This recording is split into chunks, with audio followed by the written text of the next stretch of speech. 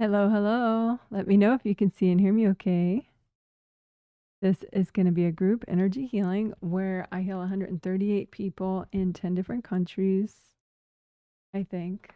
Sorry, I didn't know. 9 countries. And the theme for this healing and all the healings we've done this month is gentle realizations, unlocking your subconscious wisdom in stable and positive ways.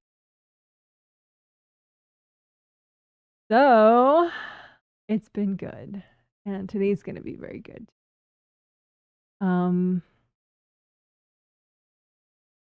Let's see. Thank you for my confirmation. Woohoo! If anyone wants to say hi, say where you're viewing from. That's fine. Of course, welcomed.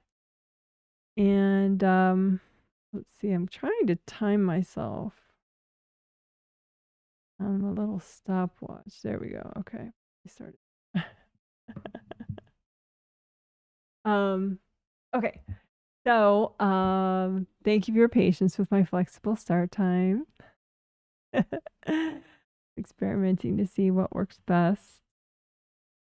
And so a lot of good stuff today though.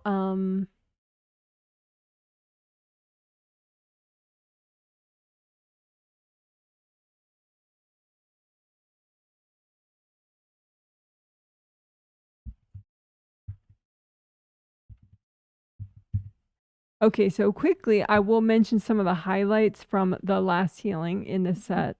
The first healing. This is the second in the set of 2 healings. It's the twin set, September twin set. So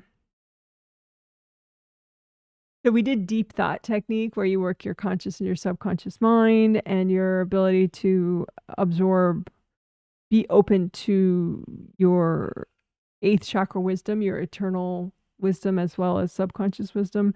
We did blue soak where you bring up blue earth energy and soak your mind, which is soothing and nice. We cleared out invasive teaching, like pieces of energy from people that have wanted to teach you, but they did it accidentally or on purpose in an invasive way. So we cleared out that stuff to the extent that was healthy and gentle. We worked tummy meridians, which is always nice. The traditional Chinese medicine meridians that go through your tummy area. We did flowers for 4th chakra, which is nice. That was during the wrap up, as well as some spiritual path unblocking, which is always cool. We did mind garden too, although that's not there in my notes, but we did it. It must have been spontaneous. Mind garden.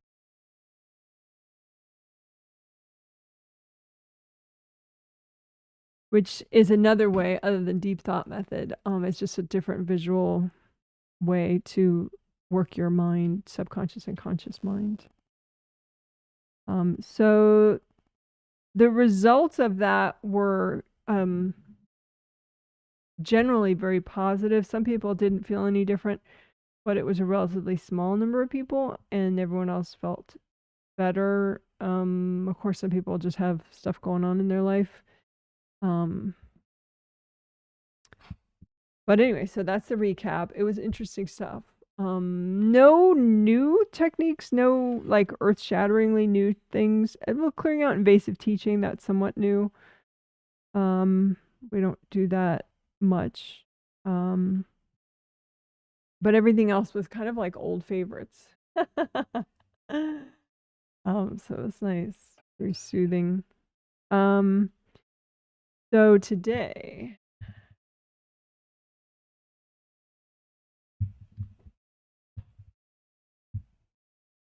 so one of the things today is that will be chronologically relevant first is just, the 5 essentials section that we do every time, grounding or repair, creative ring repair, chakra repair, and back here repair stuff, good karma windows and base of skull points.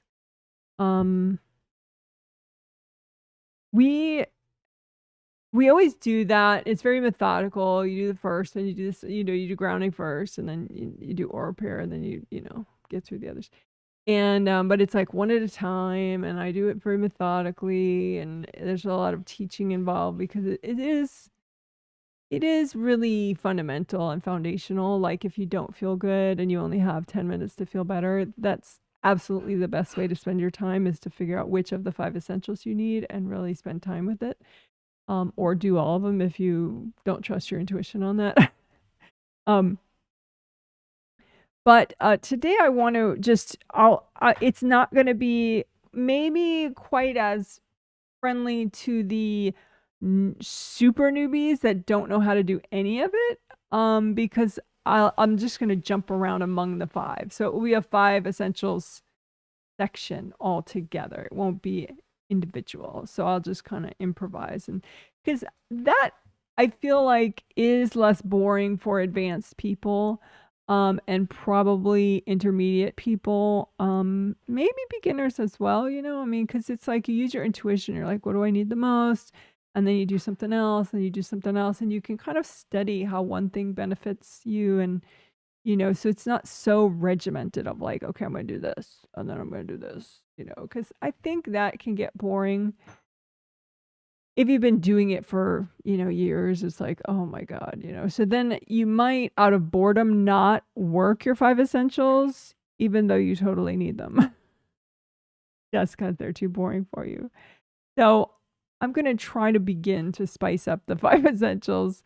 And this is like my first attempt at doing that, is to just have an improvisation style and just bounce around among them. So we'll see how that goes.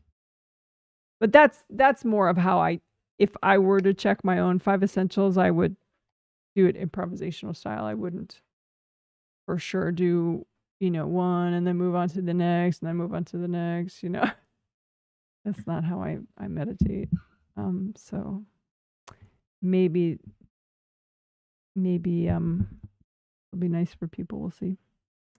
But if you're a super newbie and you've never heard of any of it, it could be that any of the other healings that I've done recently, you know, that have distinct chapters for each of the 5 essentials might be more approachable for you. And I do have that short video playlist that's featured on my YouTube channel page, and really each of the 5 essentials has its own short little video that's like, you know, 3 minutes or 5 minutes or 7 minutes or whatever. So those maybe are the least intimidating. I should probably make a playlist of just the 5 essentials. The short videos of the 5 essentials. That could be interesting. 5 essentials playlist. Maybe. Maybe. We'll see. But anyway, so that's just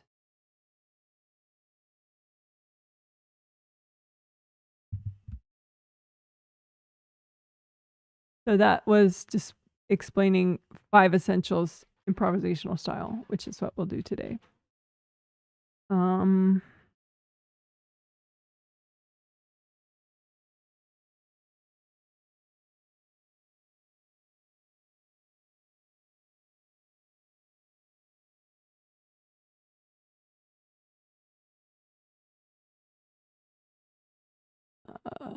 So the rest of it, I'm not going to make individual chapters for it, because later it's like I go crazy doing timestamps with like 45 different timestamps for one healing. I'm just going to talk about all the rest that we're going to do in one chapter. So we're going to clear multi-lifetime avoidance walls. You notice that if you've been avoiding something your whole life, and then you know, you have your vacation in heaven, and you come back for your next life, and you avoid some more, and you avoid some more. Sometimes it gets into one big pile, giant pile of stuff that you've been avoiding for multiple lifetimes. And that stuff, you're so used to avoiding it that even if we clear avoidance, it may not occur to you as a spirit to do it. Just because it's become your default to be that way, avoiding this stuff for that long. So we're gonna especially look at, that, like an avoidance wall, a multi-lifetime avoidance wall. And we'll do it carefully, we'll have the angels sort through it with us. And so anything that is in that multi-lifetime avoidance, behind that multi-lifetime avoidance wall that is too much for now, we'll have the angels store it away for you. So that then we can just, melt the contents that you've been avoiding for the lifetime that are healthy and gentle to deal with right now. And then we'll melt the multi-lifetime avoidance wall and, you're awesome. So that's that. That should be pretty interesting, I think. Then I have talked about how maybe this one I'll have its own. No, screw it. I've talked about more in the triplet set, the 3 healings that we did earlier, how positive realizations tend to usher in faster positive change, because it's like a nonlinear leap where you're like, oh, and you're like, oh, I don't have to do what I've been doing. Oh, wow. And that is not necessary. And, it's so these nonlinear leaps, that you have realizations about that you can do. And then, you just end up doing them. And then, so that's a faster rate of positive change. And, sometimes what happens with that is you can get a bigger level of backlash from others, from like your backlash people. So backlash is, there are some people in your world probably that throw energy at you when you're just, growing and changing, because subconsciously, most likely only subconsciously, but your change causes them to get triggered in a way that they don't like, and so then they throw energy at you to get you to try to get you to stop changing. So if you're changing even faster than usual, it can really excite those people in a not fun way. So I think it'll be good to think about self-defense in those in that situation of having faster positive change. Like, how do you prepare yourself? And I think it's very individual. Like, for some people, maybe, starting to work out is going to be the best self-defense because of the, oh my God, I'm going to forget it again. Lorenzo, when you work out, endorphins. Thank you. His spirit answered me really fast, really quickly. You get this endorphin rush. And so maybe for some people that, like, it just balances them in this way that, that's the self-defense that they need, so that these backlash people can, get even more triggered and whack even harder, and it's fine. My husband's looking at me like, what? So, so it's really unique, some people may need to journal more, just for the next 5 days, or some people need to, take their bedtime way more seriously than usual, or some people need to, you get the point. It's really unique and individual, and it's individual to the person, but also individual to right now what you're going through. So that requires intuition, right? I mean, if you're not empowered about it, then you're just like, well, I have to ask Janet what I'm going to do right now, what I should do, which, I don't mean to shame people on that, but it's not as helpful as developing your own intuition and then maybe just having me double check it maybe. But, the real priceless thing is to develop your own intuition so that you can intuit, okay, right now, because I'm going through faster positive change, these 3 things are what I need to do to increase my, self-defense capabilities, my strength, my boundaries, my strength, my wellness. This is how I need to protect my physical body through this time of faster change. You know, so intuition, long story short, intuition is how we're going to prepare you so that you can intuit, you can know what you need when you need it, you know, because most of the time, it's like if you really know it, you'll do it. I mean, sometimes you know you need to do something and you just don't keep doing it, and that's a whole different issue. But sometimes it just really honestly never occurs to you that would have made the difference and kept you safer. You know, and if you really knew that would have kept you safer from your backlash, people whacking you and it impacting you, then you would have done it, you know. So that's what we're going to work, is that sort of intuition, that as you know, to be able to know what you need to know for self-defense, boundaries, wellness, health, that kind of thing. So there's that. Then it's a repeat from last set, the triplet set. We did yin yang balance a lot in those healings, balancing all your yin meridians and yin organ systems and blah, blah, blah, as a river, a yin river, I called it. And then balancing all your yang meridians and yang organ systems and yang aspect of yourself as a yang river. And so we imagined both your rivers and looked at the strength of each, and we strengthened whichever one needed it, or if they both needed. And then we looked at the balance, how they work together, how they cooperate together, and you know, made changes if that was necessary, so that they could, you know, both be like a really strong system. So we're going to do a little bit of that again, just because it's really nice and it is a good thing for self-defense, you know, to just keep you strong. So,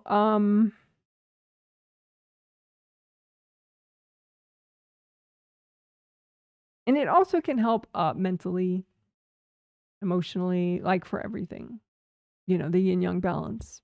So there were a couple people that need it, not exactly for boundaries, more like for emotional and mental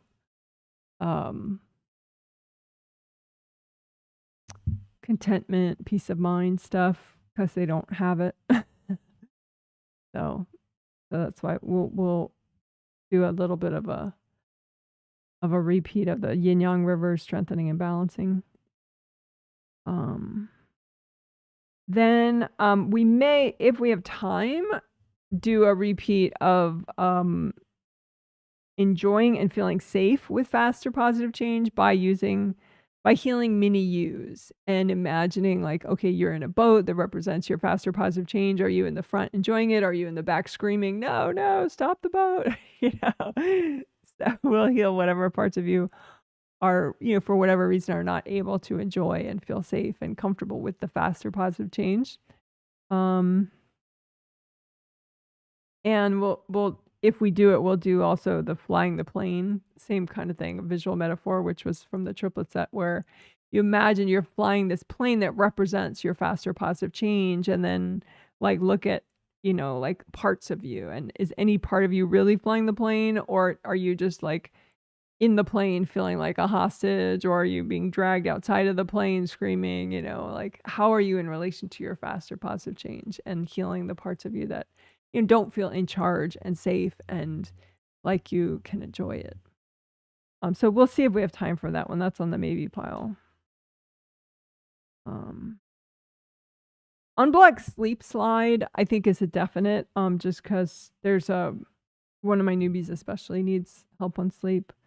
And, you know, we could all use better sleep. Sleep is so important for your body, your mind, everything. So we'll unblock Sleep Slide, which is a nice technique, pretty easy too. It can help you get back to sleep more easily. It can help you wake up feeling better. It can help you to go to sleep more easily in the first place. Yeah. And then a definite that we're going to do is melt your prison, which is a technique that we've done before. It's like you imagine this prison cell around you of that represents whatever's like kind of, and you can have it be the prison be whatever, like the prison is your emotional baggage that is good to clear right now, and you melt it and now you're free, or the prison is your self-esteem baggage that that's holding you back, that's healthy and gentle to clear right now, and you melt it and you're like, escape the prison, or it can just be just anything that is, holding you back from healthy living, healthy enjoyment of your life. It can be all sorts of things. So it's kind of cool that way. But so we'll do that. Melt your prison technique, which is not new. So I think the multi-lifetime avoidance wall, that is somewhat new. And maybe using intuition, working to strengthen and unblock intuition to use it for self-defense, like self-defense / self-assessment, that kind of idea. That's somewhat new, to try to work intuition more, strengthen it. But the rest, and doing the improvisational style of the 5 essentials is probably pretty new for me for group healings. I mean, I do it all the time on myself. And back when I used to heal one person at a time, I would definitely just improvise. I wouldn't be like, okay, now I'm doing grounding. Okay, now I'm doing oral repair. I would just go like, and just fix it all up. So that's what I'll do today. Cool. So I hope that makes sense, and it should be nice. I'm gonna look at my chat greetings that I've gotten so far. Thank you for your chat greetings.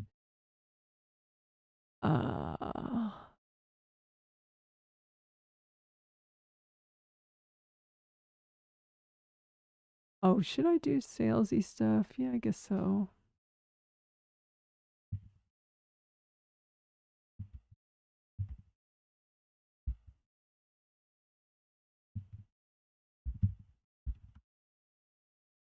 Okay, so that is my website address, jwhealing.com, and then that is my email address, janet@jwhealing.com.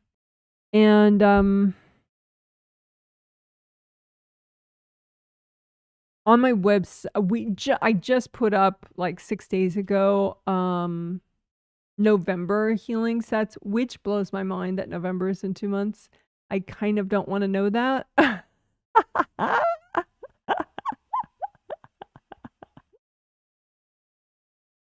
Just saying. But and I'm going to pull up my website right now because I don't want to mess up when I say what the themes are for the upcoming sets. So, oh yeah. October's gonna rock so hard, I gotta say.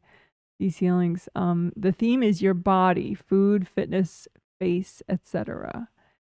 So food as in, your ability to intuit what your body needs, your ability to have self-discipline and eat and drink beverages in a way that's truly in your best interests of, long-term best interests for your body and your spirit.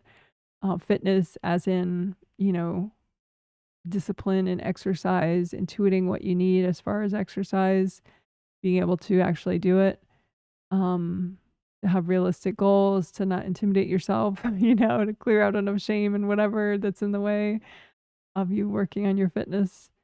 And face should be possibly the most fascinating part, in that, like what's the energy, like doing energy healing on the face, but then also like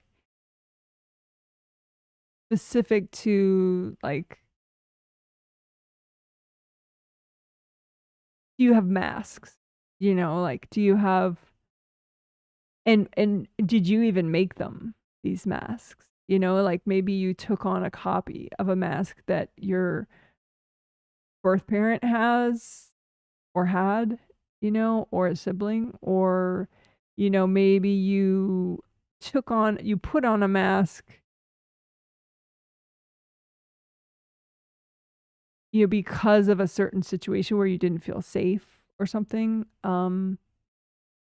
So, to melt away the masks that you're ready to melt away, basically, so that you can show the world who you are and show yourself who you are through your face. Because sometimes people look at their face and they're like, it just doesn't seem like me, or, oh, I don't like what I see when I look at my face, And sometimes there's a lot of societal bullshit in the way of that, so we can clear that out. And sometimes there's just, there are energy blocks or pieces of energy from others that have accumulated right there. So you're seeing all that when you see yourself. So it should be really interesting. I mean, the end goal obviously is that you would like your face, and that you're able to feel safe enough to show people who you are through your eyes, through your face. So it should be interesting. But anyway, so that is the October sets, and then the November sets kind of build upon that, focusing more exclusively on discipline, consistent action, and goals. Discipline as in your ability to work on your own goals, even when it's challenging, even when, it's not like a goal that you can achieve in 1 hour. It's more like a 2-year goal or something, like can we clear and unblock and nourish enough so that it's more second nature for you to have an impressive level of determination and discipline and, really be consistent working towards your goals. Because, I mean, my God, that's probably one of the most valuable qualities you can have in life. Be able to, be consistent, work consistently towards your goals. So that's exciting, I think. And, too, to be able to clear out whatever negativity is in your space, whatever junk is in your space from being forced to do things you didn't want to do, so that now you have a bad sort of taste in your mouth about discipline. So, clearing that out, I think, would be priceless, even just that part. Because it can be that, you in this life or in other lives or both were forced, excuse me.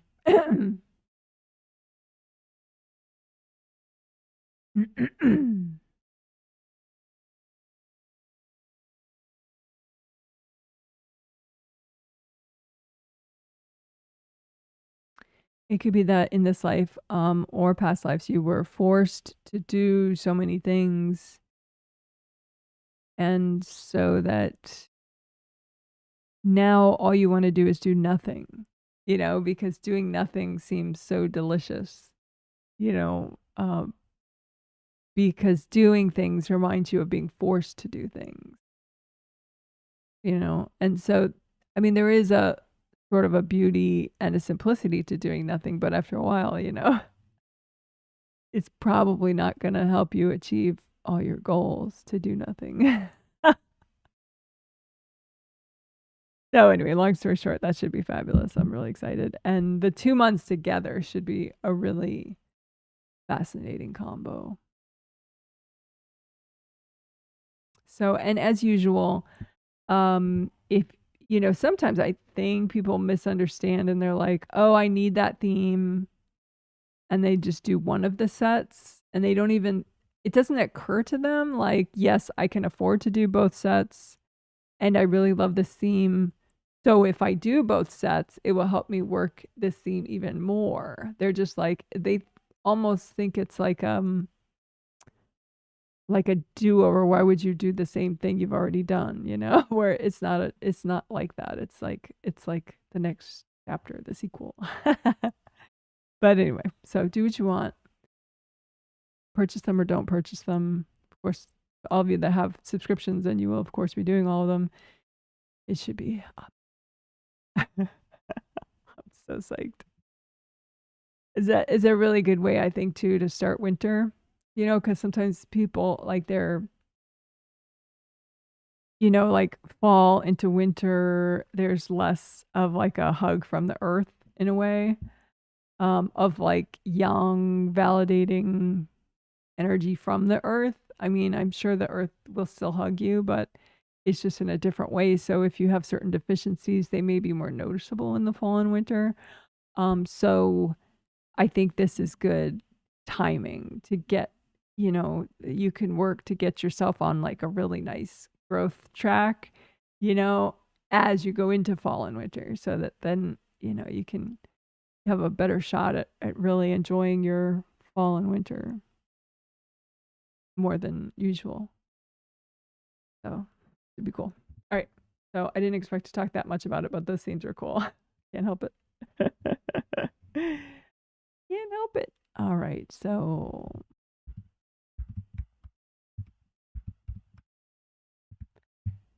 those sets are for sale on my website. That was the whole point. Well, that was part of the point. So if you wanted to, even if I've never worked with you before, that's fine. Just go on the website. That's fine. And, after you purchase, you can email me, which my email was on the screen, and, introduce yourself a little bit. Or I'll eventually email you and say thanks, but why wait? Just email me and say hi. Okay, cool. So we can see and hear you. Thank you. Hello, Janet. And you're saying what time it is in Qatar? Yes. Yes. Hello to you in Qatar. I'm wondering if you still are so high on too much caffeine, or you just happen to be awake right now.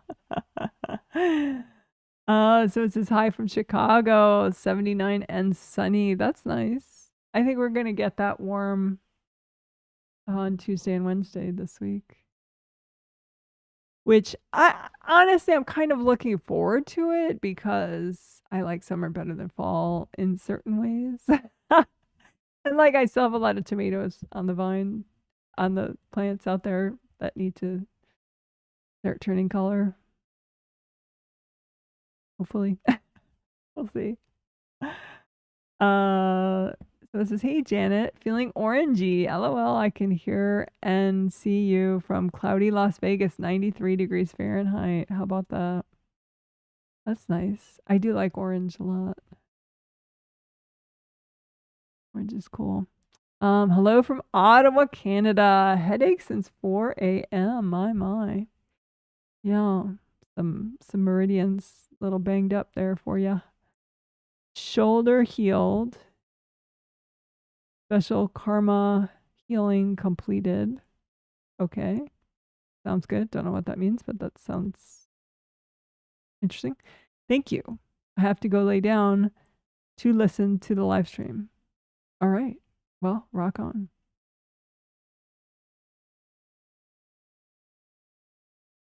Someone says, I'm always low-key surprised when I look at my face. Like, oh, that's what I look like. Yeah. It got better in the last 2 years. Yeah. Yeah, I cannot wait to work that. That's going to be huge. That's October. Next month. Someone says, hi, Janet. So glad I could catch you live. Recent shift in start time was a bit unexpected.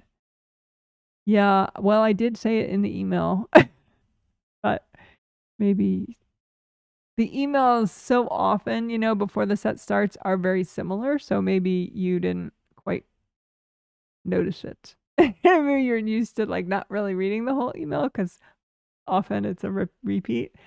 But yeah, I did say. And then for today, I adjusted it earlier, 1 hour earlier than the Thursday one. And since I didn't email people, I don't like doing a lot of extra emails. I did put it in the event, like in the, the info section of the event. It said, we'll start a few hours early, and then it put the times. And I'm 37 minutes after that official start time. I started 37 minutes later, but yeah, it wouldn't have been quite as much of a shock if you'd read the email, but I understand it's weird. Plus it's flexible, so that makes it extra weird. For the last couple of days, I've been melting my prisons. Oh, really? Interesting. Well, we're doing it today. Angels are so cool with giving hints before the healings. Yes. Those are so cool. Pretty mind-blowing. Like the more you get better at hearing your angels, the more surprising it is to be like, wow, you guys are like helping me left and right constantly, you know. Really nice. This is as a person from a desert country, fall and winter are the best. Oh, very interesting. See, thanks for that perspective. Yeah, I can imagine they would be the best. That's very funny. Yeah. You guys probably have a ton of sun. Do you ever have clouds? I mean, I know that's a super ignorant. I've never been to the desert. I mean, not even the US desert. I mean, does this desert have lots of cloudy weather or is it just I mean, because I always imagine like sunshine blaring down like super hot and blaring, you know, like full sun. So I'm curious if the desert gets cloudy. Maybe a little. Does it get a lot cloudy?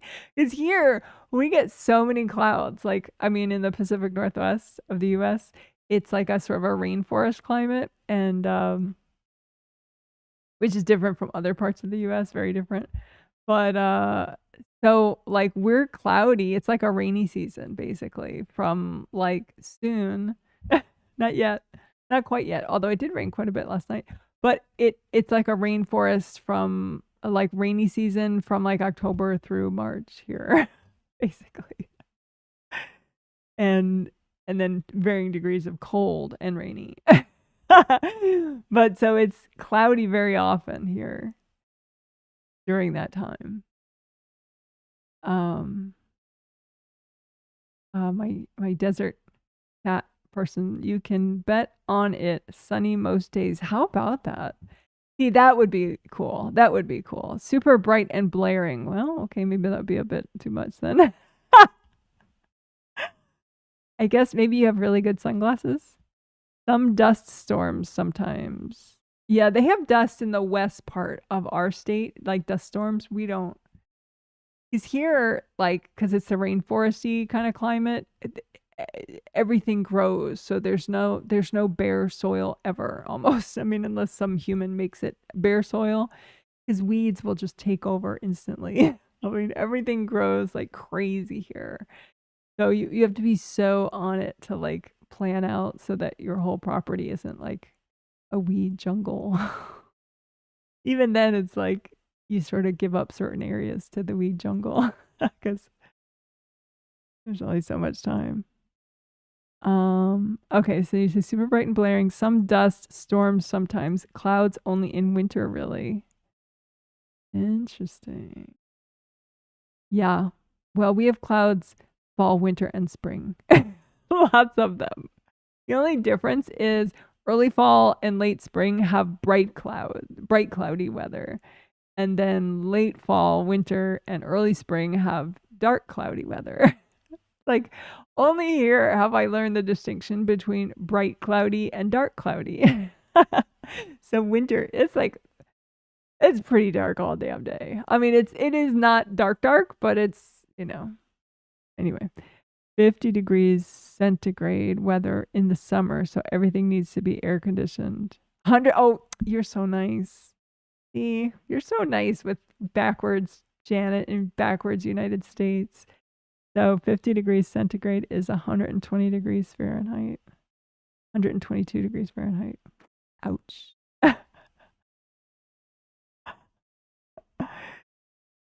So is gardening a thing there? I mean, like, how can you garden? You can't really, right? I mean, it's all the plants would die.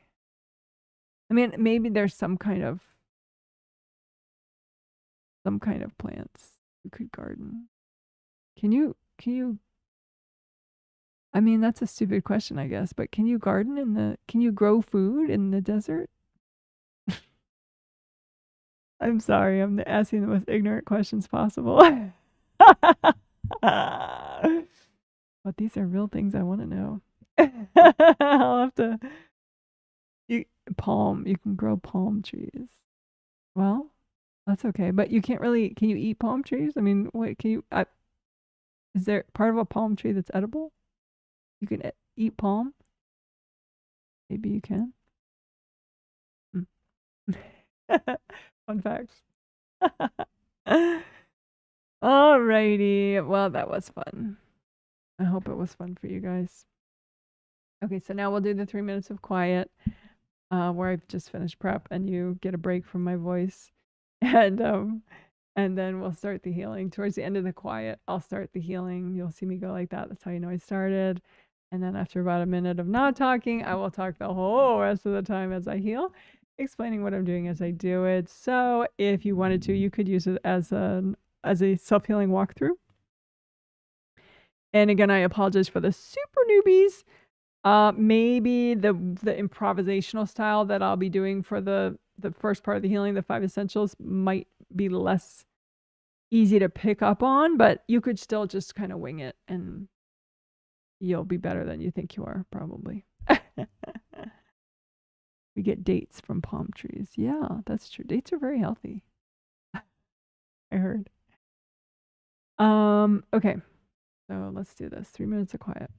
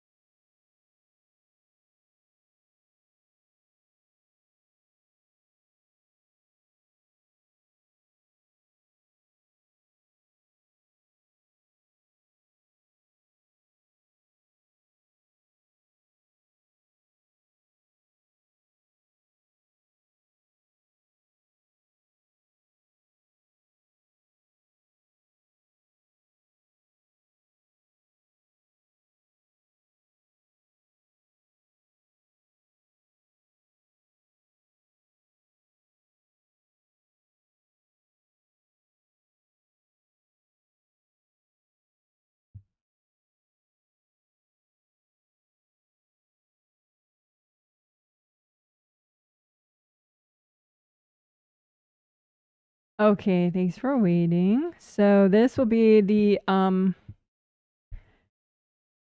of one concise chapter, but then I'll do the improv part after this. But just for starters, so you have hand chakras, one in the palm of each hand. You have fingertip chakras, one in each fingertip.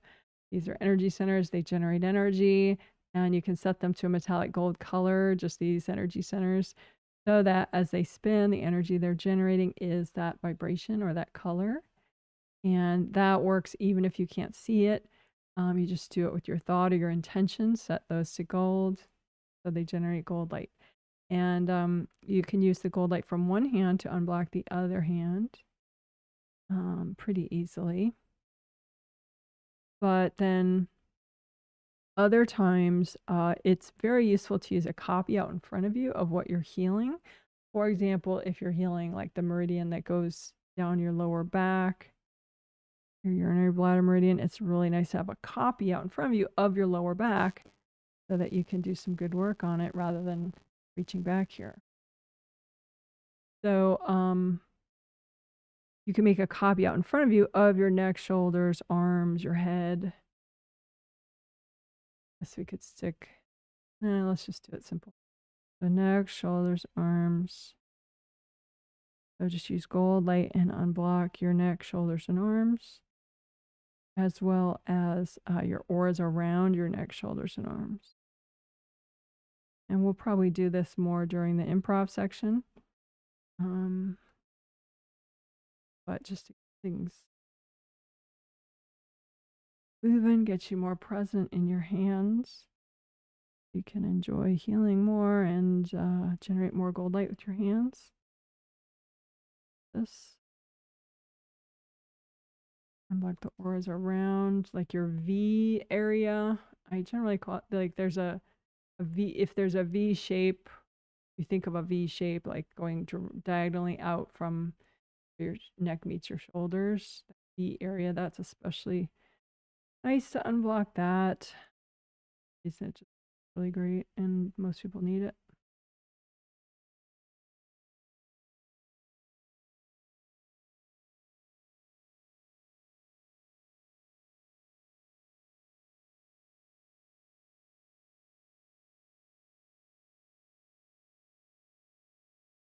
All right, that's good enough for now. So we'll do the improv section.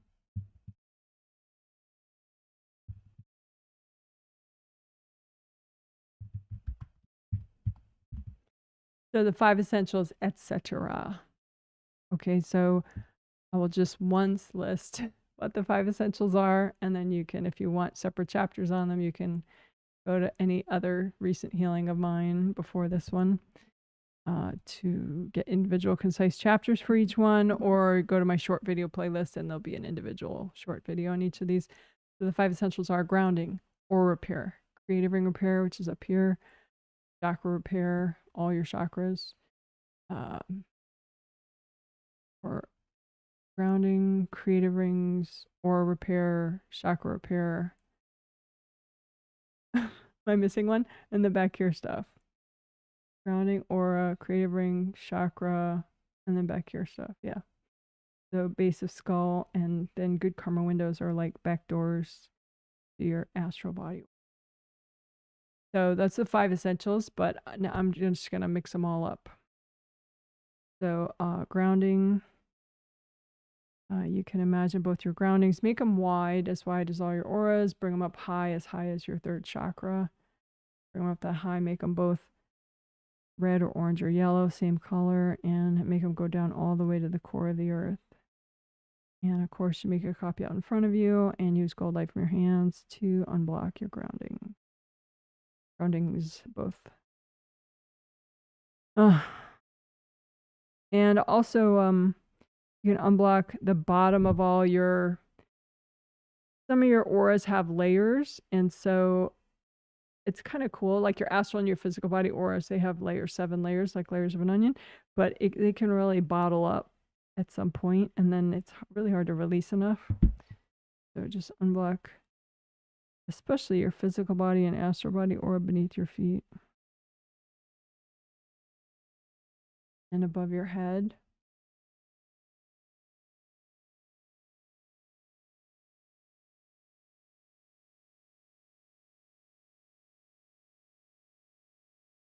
Your fourth layer above and below your head, you can unblock that especially. Fourth layer relates to your fourth chakra in the center of your chest, which is for love, self-love, motivation, positive outlook.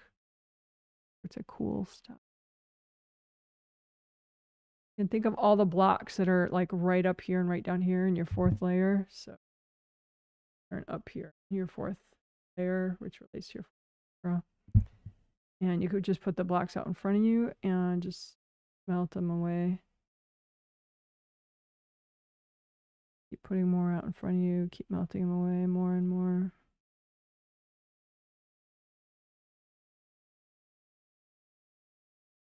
Also, fourth layer directly behind your fourth chakra and fourth layer directly in front of your fourth chakra. You can unblock them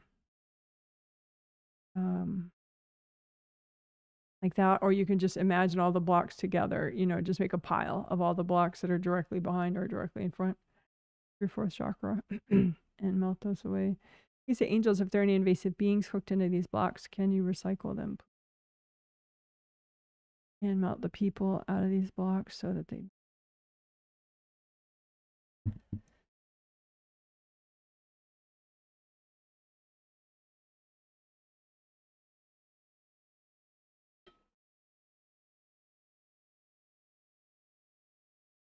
Chakra filaments are, they connect your 7 astral chakras to your 7 physical body chakras.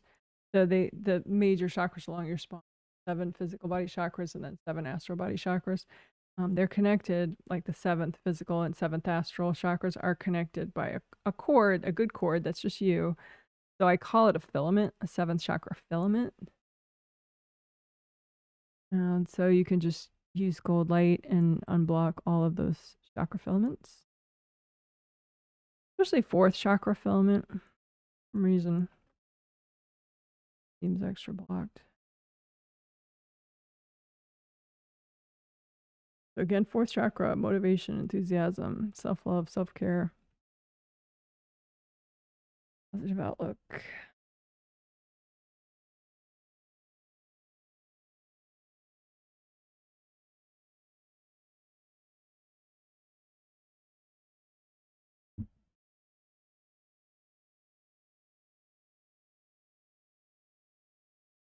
You could have like political drama or family drama in this 4th chakra filament.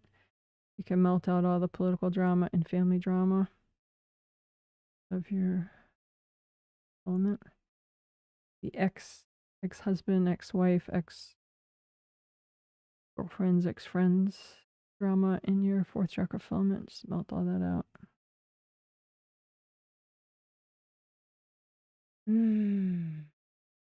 Or drama from your current relationship.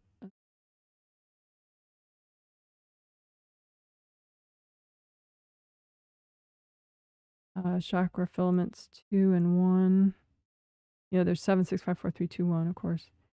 But 2 and 1, just a little extra unblocking for 2 and 1. Chakra filaments 2 and 1. Connect your astral second, physical second, and then astral first and physical first chakras.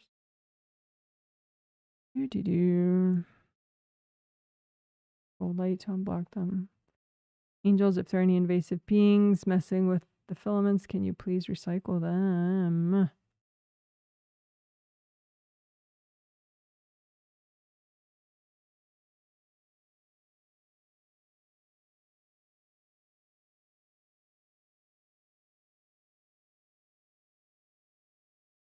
Chakra fit is where you you notice, like, oh, that's my dog's medication alarm, which my husband's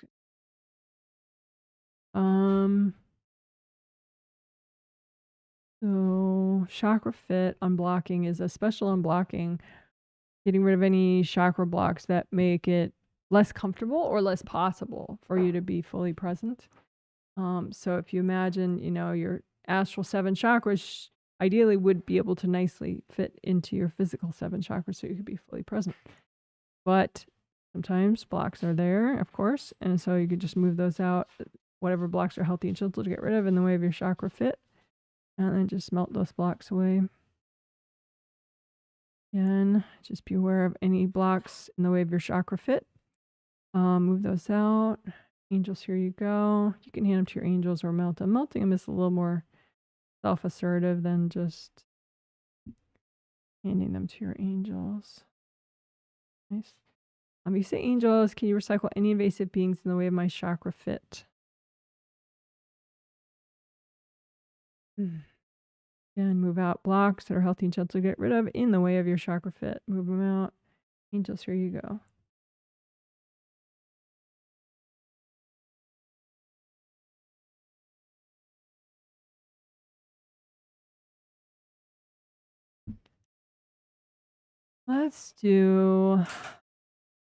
We'll do chakra repair. Let's repair all chakras at the same time. So major and minor chakras all at the same time.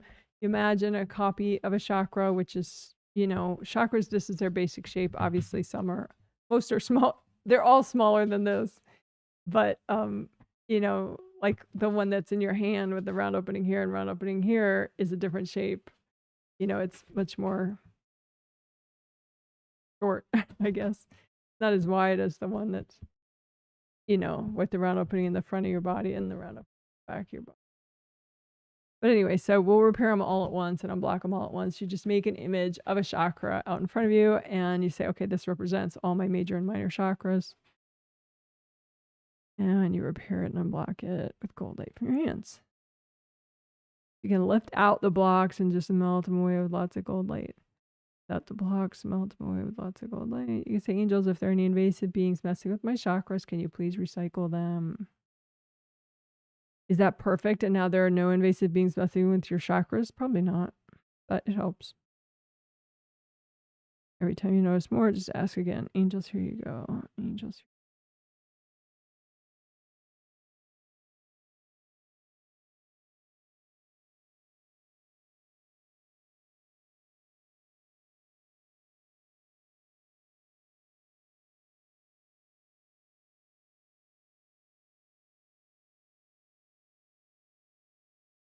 All right.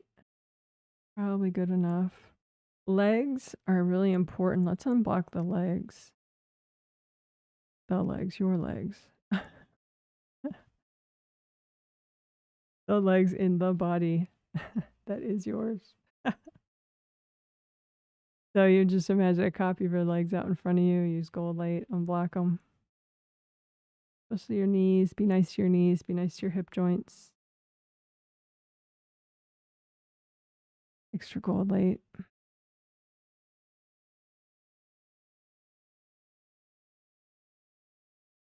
Yeah.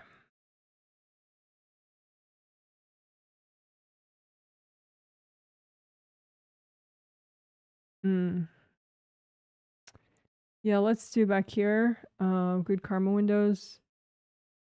So there in the back of your astral body, since I've been referring to them as back doors, people seem to understand like how important they are for self-defense, which is true, and boundaries. So 1, 2, 3, 4, 5, 6, 7. There's one in each of your astral body aura layers, right directly behind the base of your skull. And they look like triple frame windows if they're repaired, but they could also look like smashed up broken windows if they're not. So that's what I mean by a triple frame window. And they're different colors based on whatever color your energy is in that layer. So you can make a copy out in front of you like that and just use gold light. You could bring up red earth energy, soak them all in red earth energy if you wanted, and gold light. And if there's damage, there might also be invasive beings because invasive beings and or invasive people, because they'll just find an opening somewhere if possible. There's some damage. So lift out all that invasive junk. Angels, here you go. Lift out the invasive junk. Angels, here you go.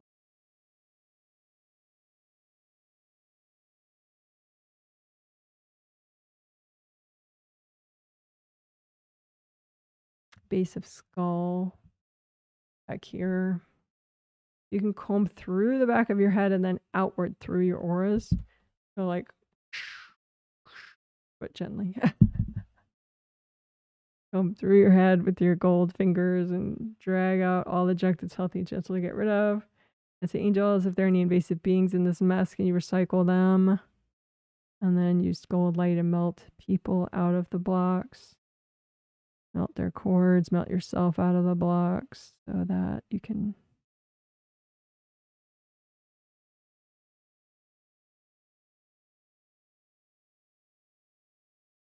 We can do extra work on. Of course, we didn't do aura repair. Let's repair all the auras first, and then we'll probably do extra work making sure the auras are nice behind your skull.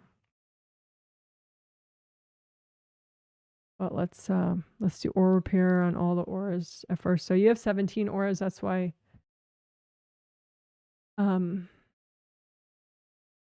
Well, yeah, you just have 17 auras. Physical body, astral body, aura, and then physical body, aura, astral body, aura, and then 15 auras called Wei Qi auras. Wei Qi is a traditional Chinese medicine concept. It is strong boundaries energy. But the fact that there are 15 auras called Wei Qi auras, that's just something the angels taught me. It's not standard tradition. Sort of inspired by. So anyway, comb through all your auras. They're all in the same place around you. But the idea is you want to practice and teach yourself how to comb through and intuit if there are blocks in your auras. The problem with using my phone, I get interference from. Anyway, so comb through your auras and see if you have rips. Use your intuition, use your imagination, use your vision, whatever you got. And if you have rips, then you need aura repair, which, you know, chances are so many auras, something's got to be ripped probably. Sometimes no, but whatever. We're going to do aura repair. So create an image of a rip and say, okay, well, this represents all the rips I currently have in all my 17 auras. And then you repair that rip. And as you repair your composite copy rip, you're repairing all your rips. So you create your composite copy rip and then you clean it out using sticky gold wax from your hands. So sticky gold wax, lift out all that junk. Angels, here you go. Sticky gold wax, lift out all the junk. Angels, here you go. What is the junk? The junk is invasive people, invasive beings, hard objects that were thrown at you. Junk. So you say, angels, can you please recycle any invasive beings that are still in the way of this repair?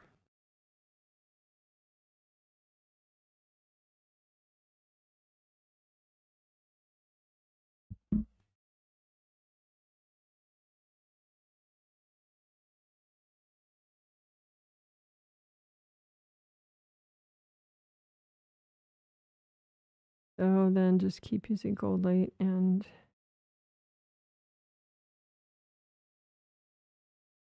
rips start to repair and grow back.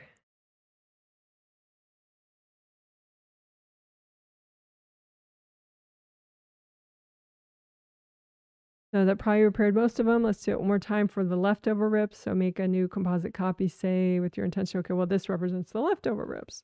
And then sticky gold wax, lift out the junk. Angels, here you go. Sticky gold wax. Lift out all that junk. Angels, here you go. The gold light as deep as you can.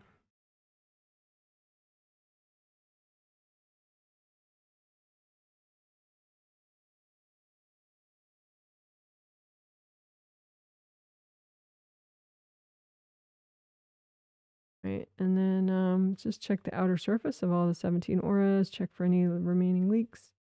Extra gold light if you notice any leaks.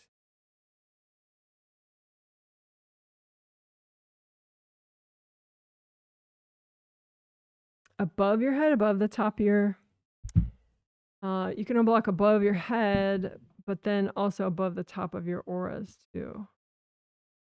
Sometimes you have stuff dumped there that didn't actually break through into your aura, so it just sits up there in the way.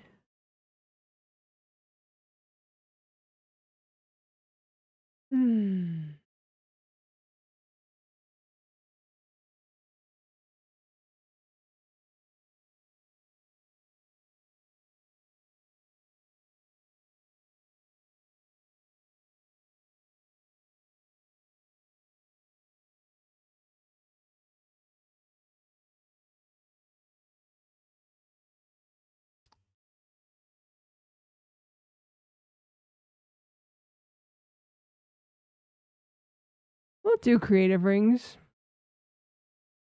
Creative rings are up here, 1, 2, 3. 3 gold rings. They come and go with you as a spirit, a part of your astral body energy system.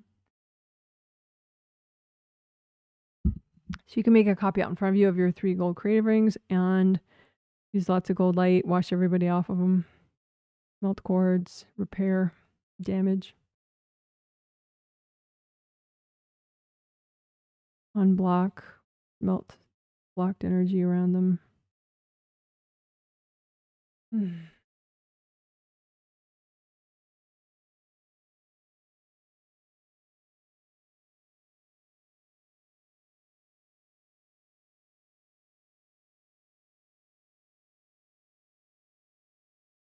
Sometimes if you feel like you have an insurmountable problem, it just is a bunch of stuck energy in a key spot. And one of those key spots could be right above your creative rings. So just you imagine your 3 gold creative rings and see if there's any sort of insurmountable, like this is impossible, this will never work kind of junk up right above your creative rings and melt it away. Like this is impossible, there's no way, there's no hope. Melt all that away.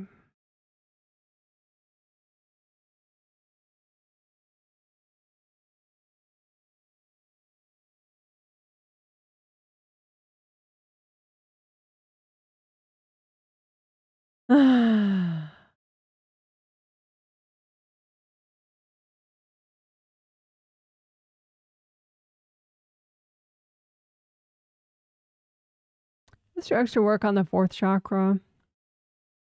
So, your 4th chakra, we already unblocked it a little bit extra, but I just feel like why not?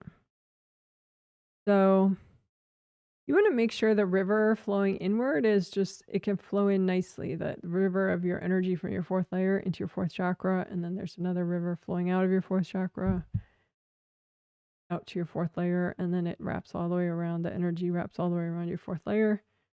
You get back in front of your 4th layer and then it goes in again. So that's a 4th chakra river. That's your back 4th chakra river. That's your front 4th chakra river. So we could just comb through those, get a sense of what's going on. Melt away blocks that are right in front of your 4th chakra or right behind it.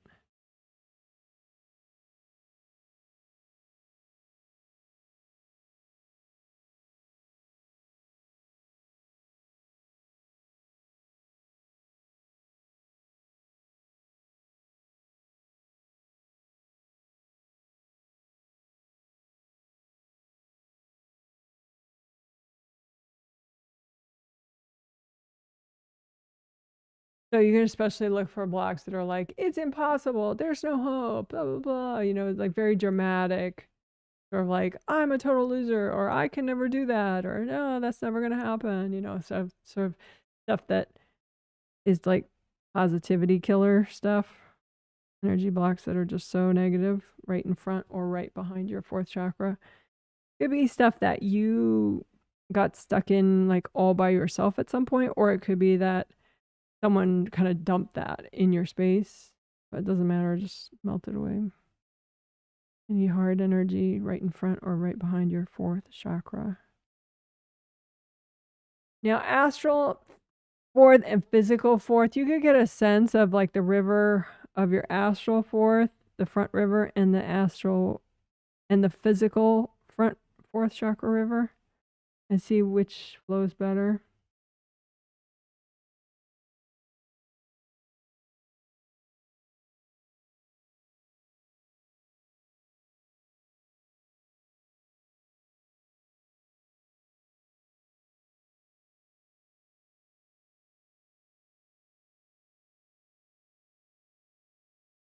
And again, you can have like national politics blocking up your 4th chakra, or family drama with friends or work, sorts of possibilities.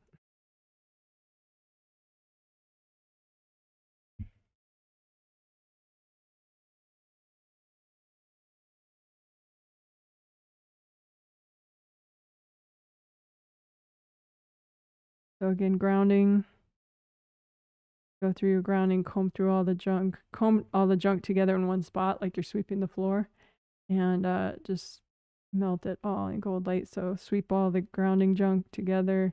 Angels, if there are any invasive beings messing with my grounding, can you recycle them? And just melt all the rest with gold light.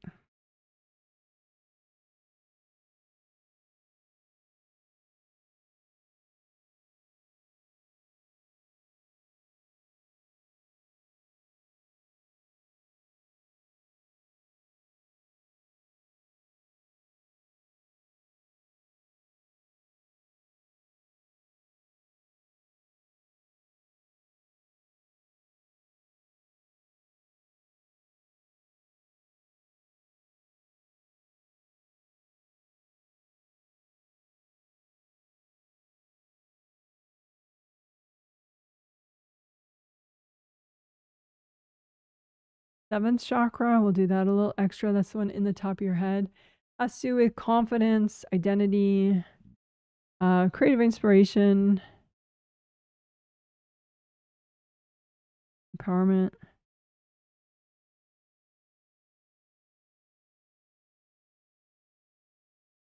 So your seventh chakra is oriented this way, the round opening in the top and the round opening at the bottom there, as opposed to 6 through 1, which are oriented this way, round opening in the front, round opening in the back.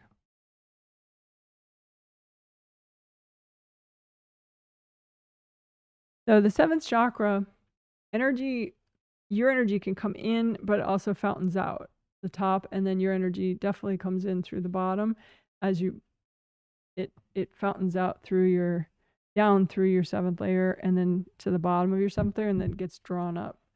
So that right there, it's going back in through the bottom of your seventh chakra. So definitely unblock the bottom of your seventh chakra as well as the top.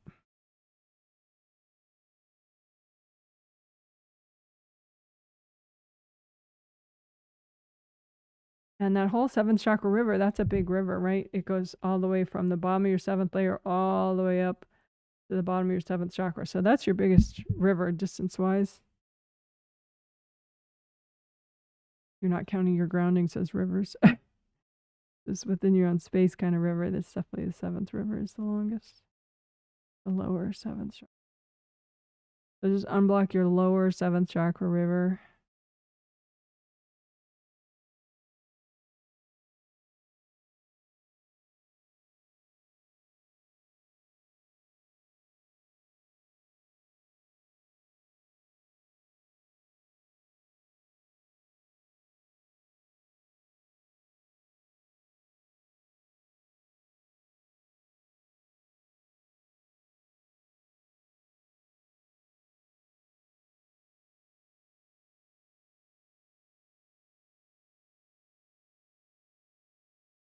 We'll add sinuses to this. And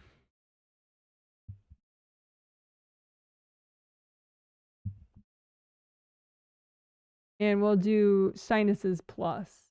I think I called it your extended sinus mask or unblocking your extended sinus, whatever. I make all these terms and then all the time. Looking for the image of the sun. Come on, where is it? There we go. Woo. All right. So unblocking sinuses.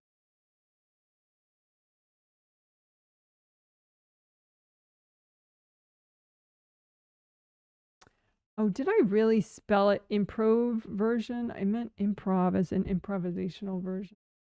Sorry about that.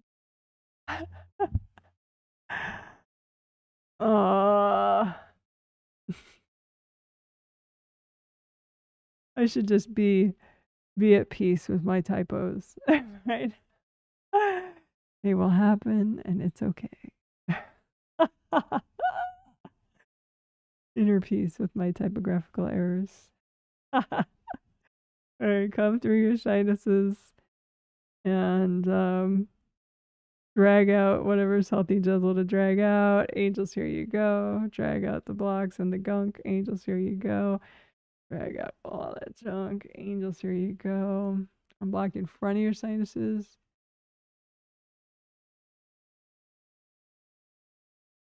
in front of your whole face. Why not? Next month we're going to be healing the face a lot, right? Unblock in front of your face, definitely, especially in front of your sinuses.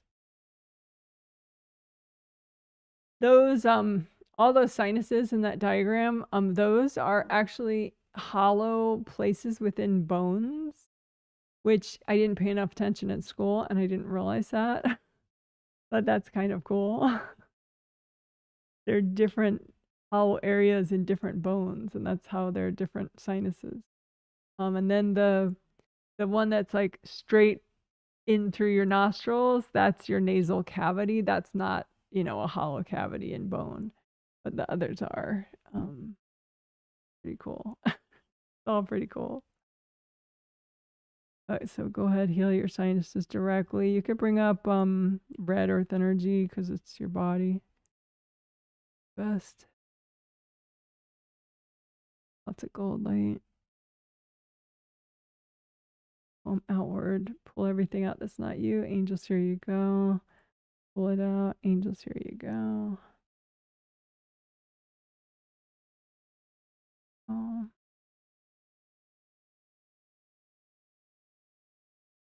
Melt the blocks in front of your sinuses, not only directly in front, but like further out in front of your sinuses.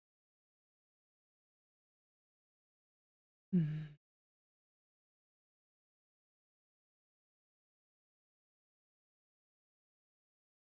A little bit extra with the good karma windows back here. You can unblock your sinuses and your good karma windows at the same time. That's kind of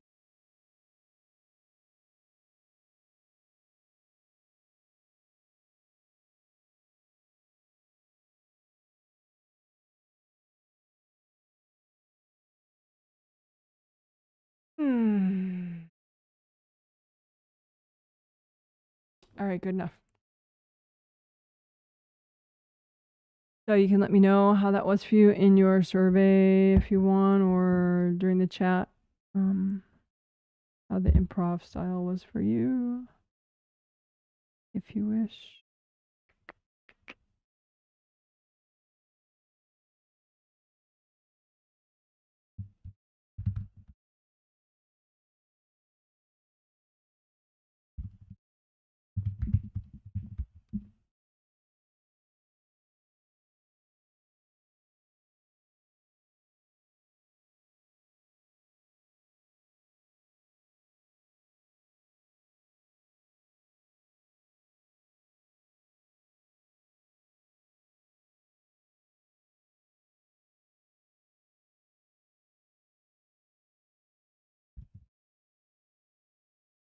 Okay, so I already explained this, so we'll just do it. You can avoid things for so long that you forget you're avoiding them.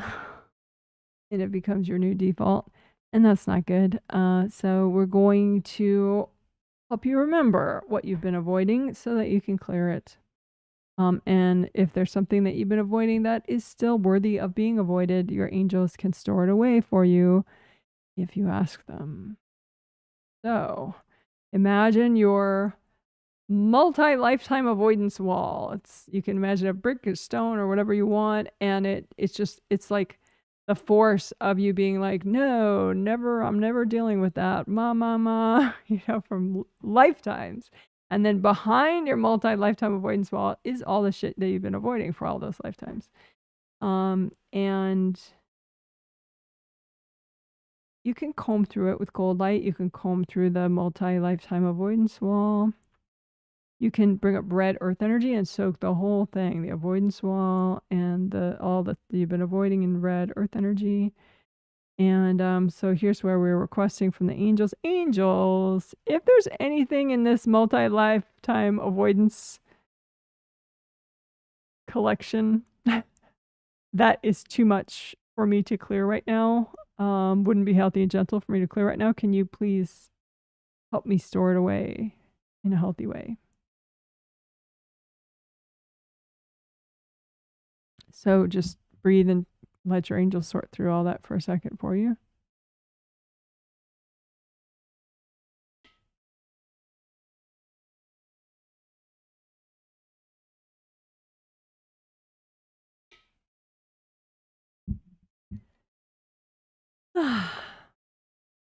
Okay, so your angels had enough time, and plus they're really fast anyway.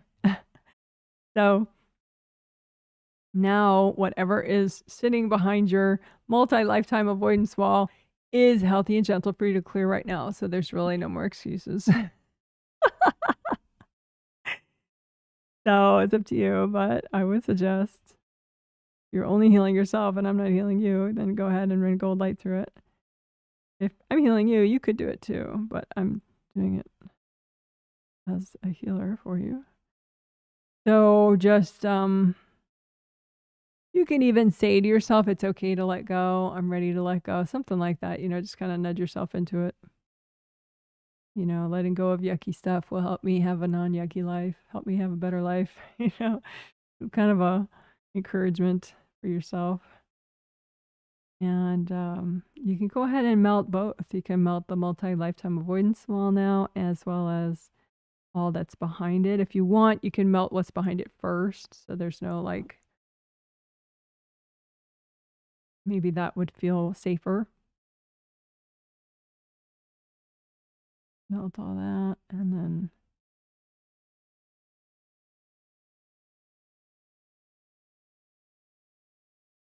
melt the multi-lifetime avoidance wall.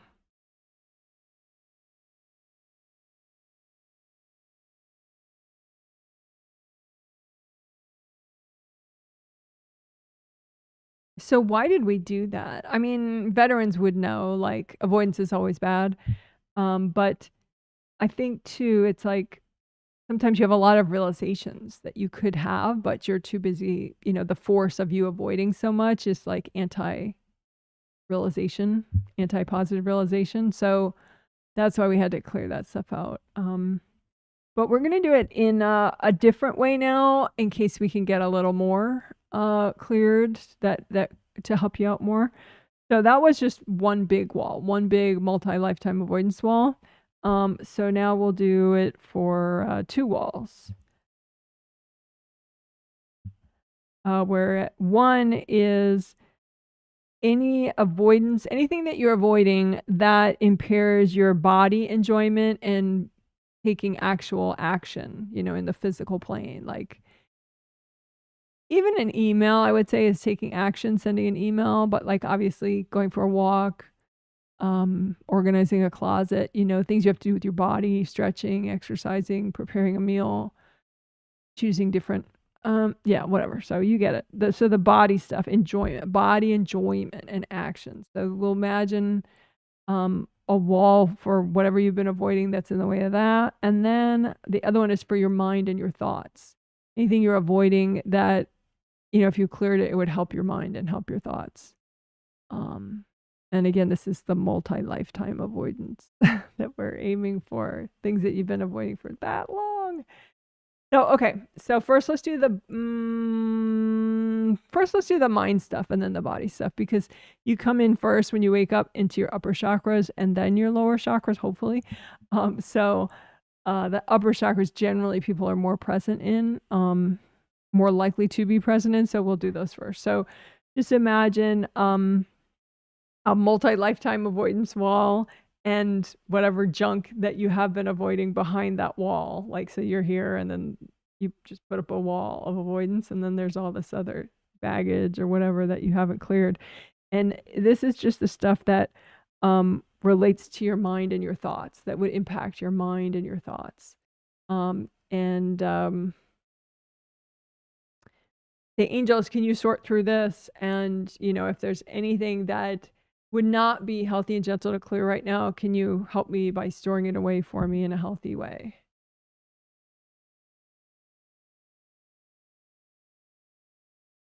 And just, breathe or have your healthy beverage for a minute so that your angels can make sure to do all that.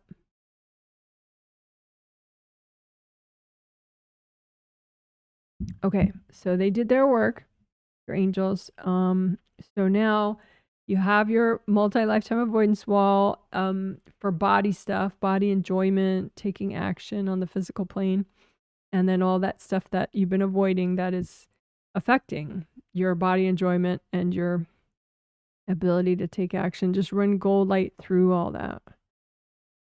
and red earth energy. Bring red earth energy straight up from the core of the earth and soak the multi-lifetime avoidance wall and the potentially massive pile of stuff that you've been avoiding for many lifetimes that is still healthy and gentle to clear right now.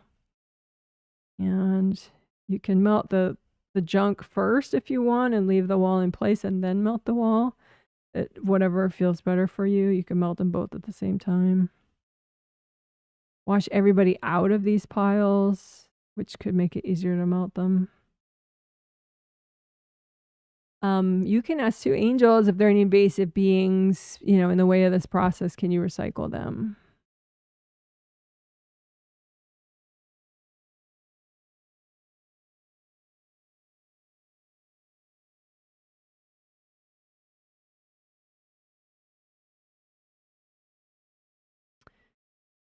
All right. And so then we'll double check your grounding. So both groundings, if you feel like they're not wide enough, you can destroy them and make new ones. Make them as wide as all your auras and wide all the way down to the core of the earth. And just comb through all the blocks in your grounding with gold light so they melt.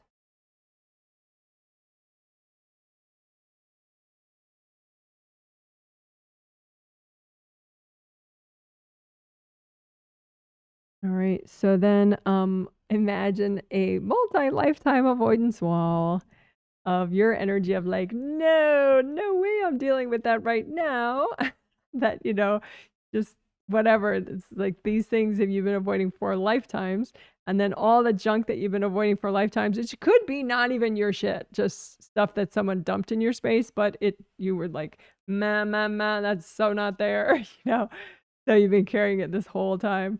So just imagine all the junk, the multi-lifetime avoidance stuff that you've been avoiding that impacts your mind and your thoughts, right? And then say, angels, can you, remove any of this that's not healthy and gentle for me to clear right now and just help me store it away in a healthy way.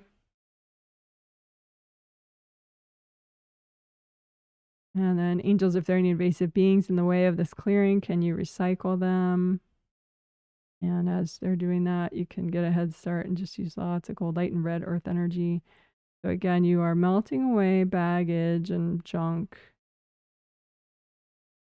that you have been avoiding for a lifetime that impacts your mind and your thoughts.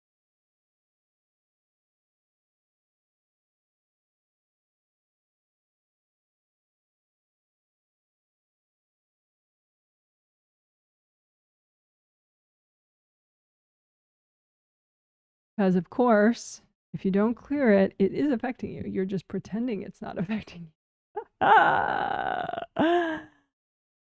And that pretending doesn't really do any good, of course. It's still affecting you. So, may as well clear it.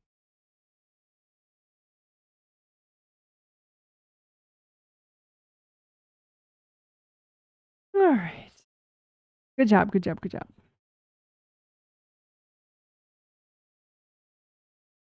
Let's do butterflies to celebrate that. Woohoo! Great job.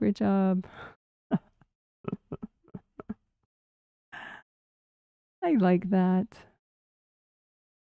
Butterflies in the rainforest.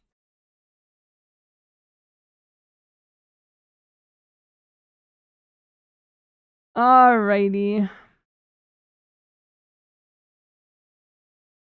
Yes.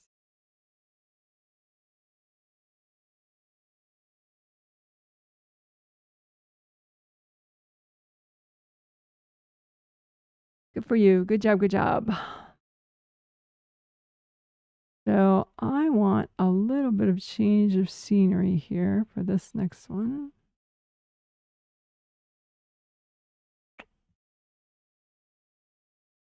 Okay.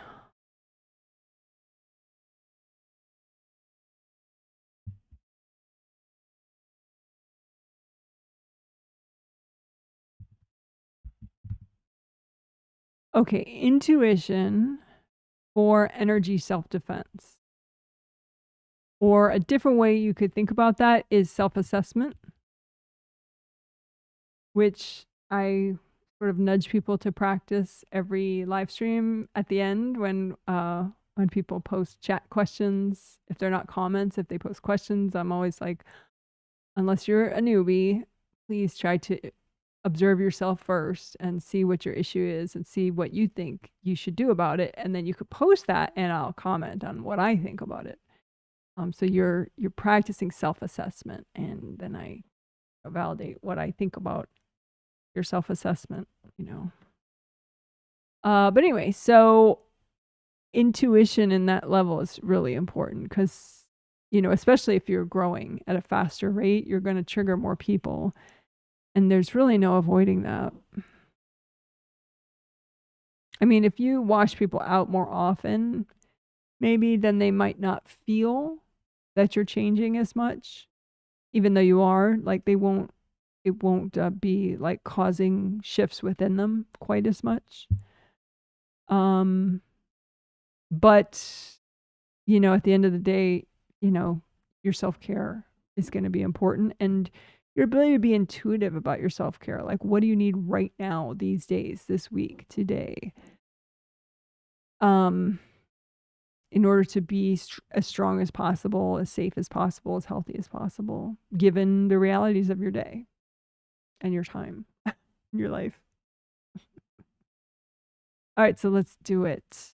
Enough chit chat about it. So make a big old blanket out in front of you, pile onto it any blocks in the way of your intuition, especially self-defense intuition, self-assessment intuition. But it could be, you know, intuition about your love life or whatever too, if you want. But primarily just put out in front of you self-defense intuition blocks, self-assessment blocks that keep you from knowing what you need as far as lifestyle stuff, not even just energy healing, but like, do you need to drink more water? Do you need to go to bed earlier? Do you need to take soak in an Epsom salt bath? You know, what do you need?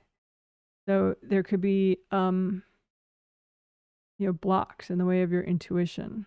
You don't know what you need when you need it. So again, put out in front of you blocks. What or blocks are in your space that blocking your self-care intuition? I think that's what I mean. Self-defense.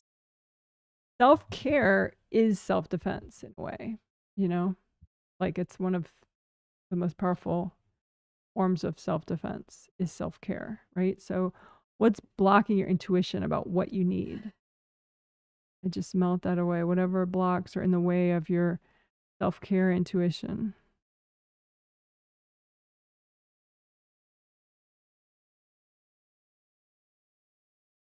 Because, you know, it's like there's no set rule. You know, sometimes watching a K-drama for an hour might be really healing for you. And other times you're just avoiding shit that you should be doing. So having that intuition to be like, nope, today is the day for it. It's like perfect. It make this harmony with my yin and my yang and my inner child and, you know, whatever, you know, it's like, what's perfect for today? You know, given the time you have, the pressures on you, whatever. So put out in front of you anything blocking your self-care intuition, your self-defense intuition, your self-assessment intuition. And there could be some invasive beings that are, you know, mucking up the stuff. So you can just imagine them like a big cloud and just be like, angels, can you recycle all these beings?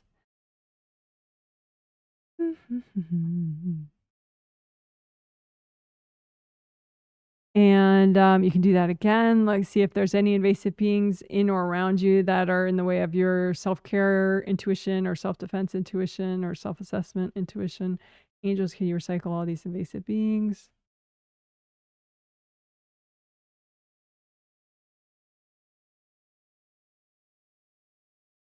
I'm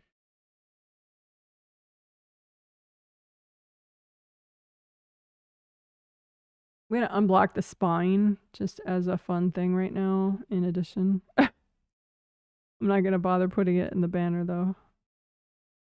But I think it'll help.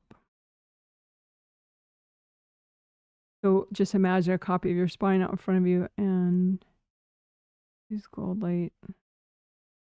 You want your energy to be able to flow freely up and down your spine, all the way up and all the way down without any traffic jams. So find the traffic jam spots and just use lots of gold light and whatever blocks are.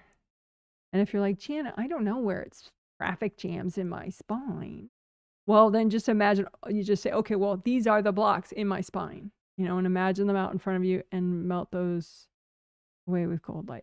So imagine, just put out in front of you copies of the blocks in your spine. You don't have to know where they were or whatever. Just put them out in front of you, melt them away with cold light. Put your spinal blocks out in front of you, melt them away with cold light.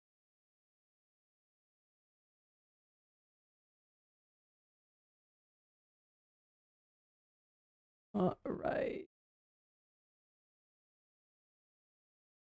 Yeah, good enough. Good job. Good job. Woohoo! You're a rock star.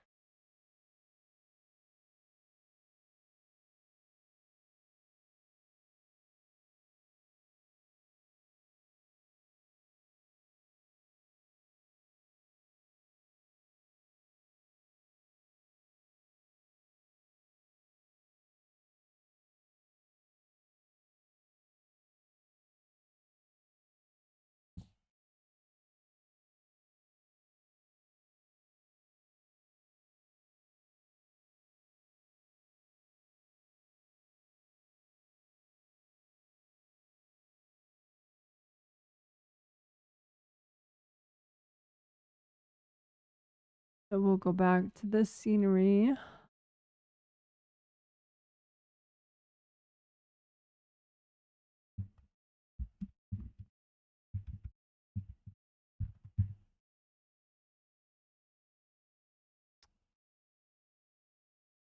So your yin and your yang rivers, it's just like a visual tool.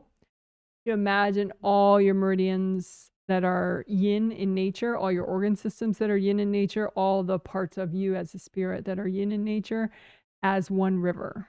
And okay, that's your yin river. And we're just going to unblock it and strengthen it and heal it. And then same thing with the yang, all your organ systems and meridians of your body that are yang, and all the aspects of you as a spirit that are yang, that's, imagine all those as one river, you know, just so we can, in a simple way, unblock it and strengthen it, right? And then we can balance the two together and see how they work as a system and if we need to tweak anything. So I have in the info section of this live stream the specific meridians that I mean that are yin in nature, which, you know, that's just standard traditional Chinese medicine stuff. And I'm not a traditional Chinese medicine expert. But, you know, the CV meridian helps to manage all the yin meridians, and the yin meridians, the regular yin meridians are,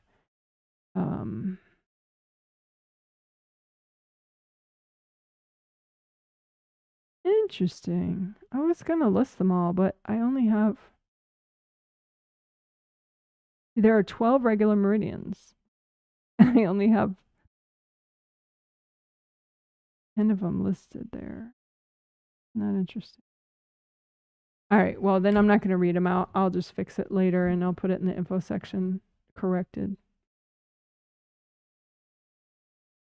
Sorry, nobody pointed that out to me. Other two regular meridians. Do the notes. Okay. So without further ado, let's do it, for God's sakes. Okay. So first we'll do your yin. So just imagine all your yin meridians, and everything about you that's yin, and just everything about you and your body that's yin, and just imagine it as a river and see how you feel about that river. Does it have enough volume of energy? The rate of flow. You feel like that's healthy enough for you and your body and your mind and your emotions.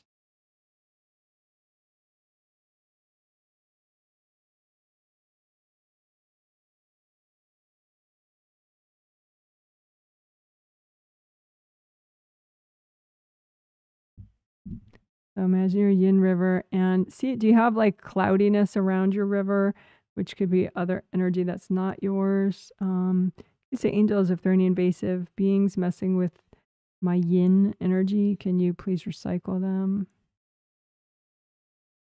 And then if that stuff over the river is people, just keep melting it away with gold light.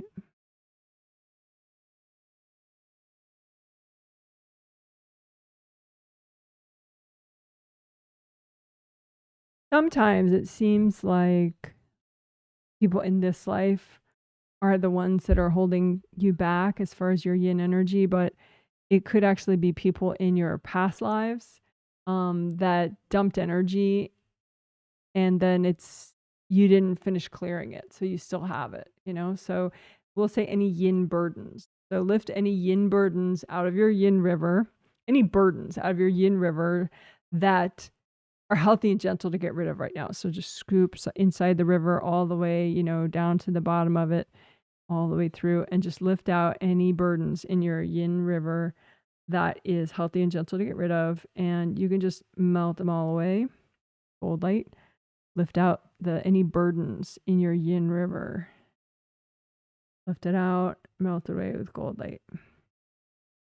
You can say, angels, if there are any invasive beings in the way of this process, can you recycle them? Again, gold light through your yin river. Lift out, scoop out any yin burdens that are healthy and gentle to get rid of. Lift them out and melt them away with lots of gold light.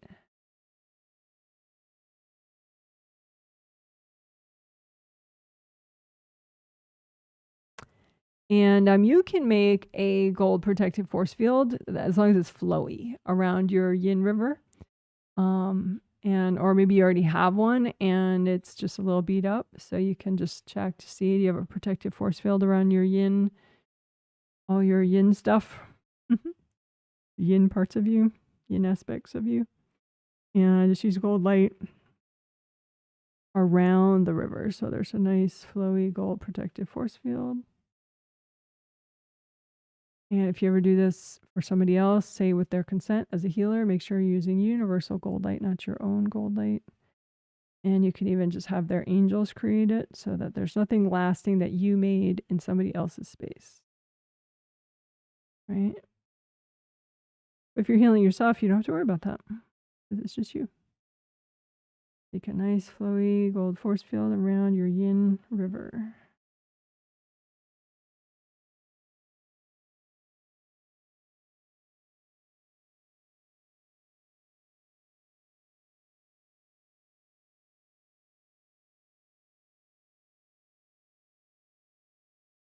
There could be something in your yin river that kind of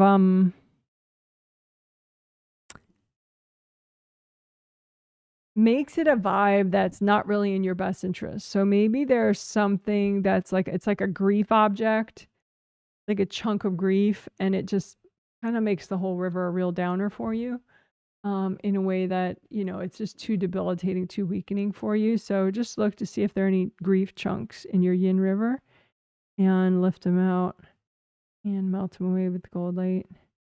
Lift out the grief chunks from your yin river, melt them away with gold light. Lift out the grief chunks, melt them away with gold light. You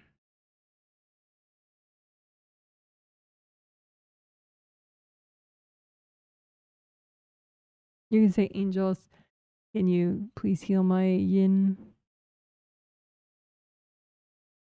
All the yin stuff.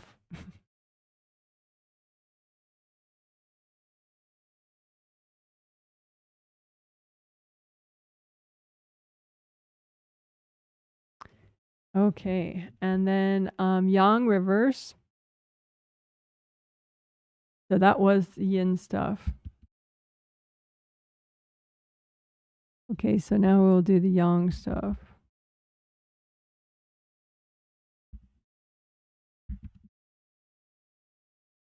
So go ahead and imagine a river that represents all your yang meridians, your yang organ systems, the yang aspects of you as a person, as an eternal spirit, as a river.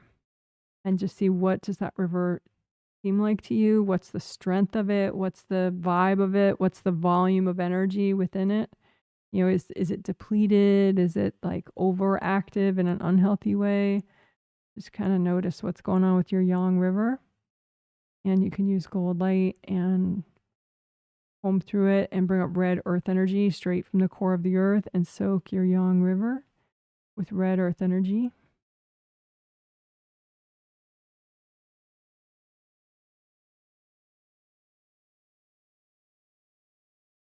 And there can be grief impacting your Yang River as well. So just notice if there's any sort of chunks of grief in your Yang River that are unhealthy for you, and just lift those out and melt them away. They could be your own grief that you're stuck on, or grief from others that you just picked up over time, even in a past life. So just lift out any unhealthy grief in your Yang River and lift it out and melt it away with gold light from your hands.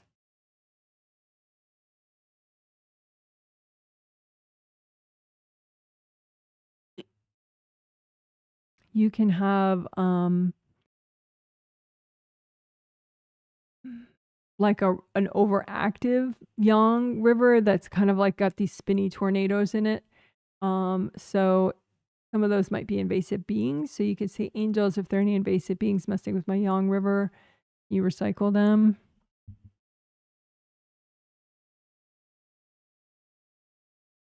You can also have people in affecting you, kind of revving up your Yang River too much. So you can just wash out any sort of spinny tornadoes that are people.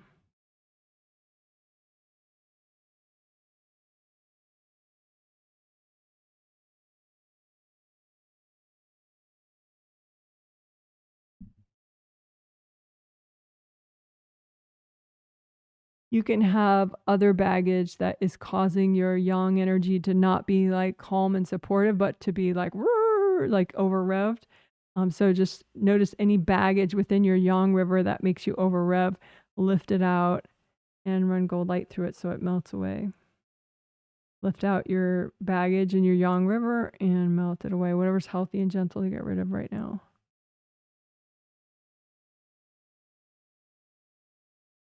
Okay, and then you can either imagine the existing gold protective force field around your Yang River, or make one yourself, a gold flowy light around your Yang River, just so it's nice and protected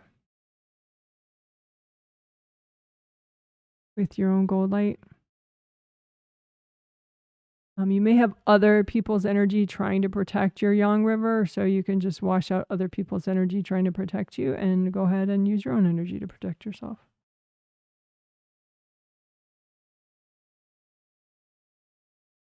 Okay, so now we will balance the two.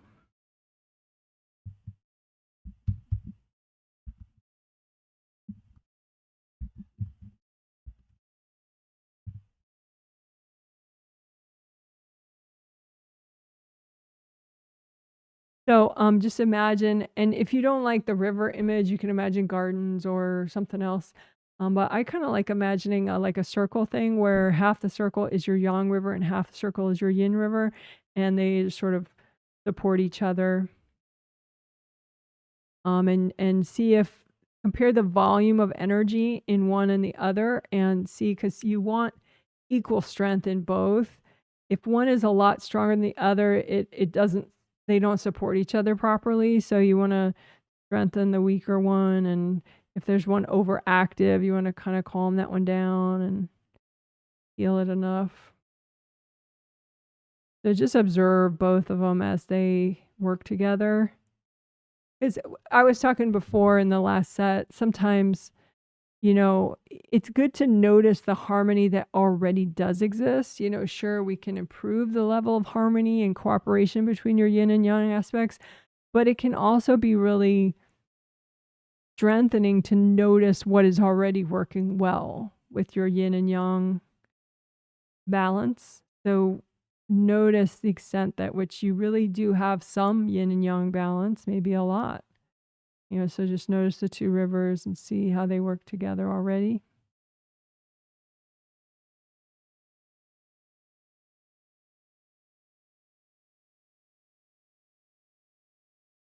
And maybe you have like some baggage in between where the rivers connect, and you could melt that baggage so that these rivers are able to support each other better.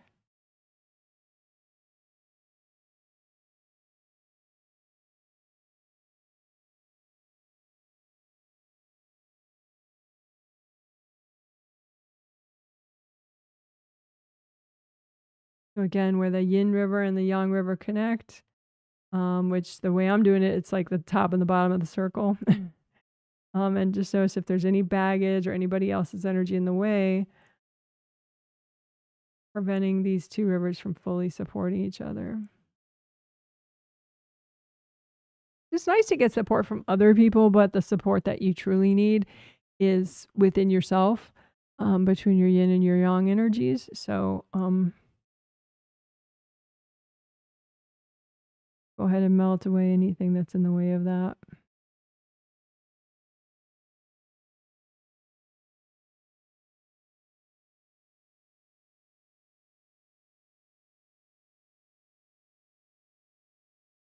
And as you look at both your yin and your yang river, you can scoop out any burdens that are healthy and gentle to get rid of from either of them.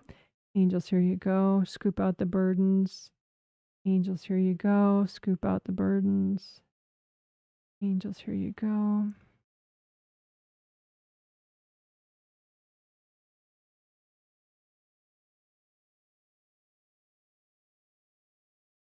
You may have people that are draining you, and maybe they're doing it on purpose. Maybe they're doing it accidentally. Maybe you're allowing them to do it on purpose. But it doesn't help them if you allow them to drain your yin or your yang energy. So you can notice the rivers and see if like there's a little stream leaving your river to go to somebody else, and just melt that away. Be like, hey, ask your angels to help you if they come and complain. Like, hey, ask your angels to help you. That way you'll get real strength. Using my river is not real strength for you. I want you to have real strength. So just go ahead, melt away all the little rivers coming off of your river that are going to other people. Obviously, there are clean ways to be supportive and have companionship with others, but we're looking for the unhealthy, sort of draining ways. Any unhealthy draining of your yin or your yang energy, and just notice that as like streams leaving, and just melt those away with gold light. And notice what that does to your yin and your yang balance and the strength of each river. All right, good job, good job. Woo-hoo. More butterflies. All right, great job.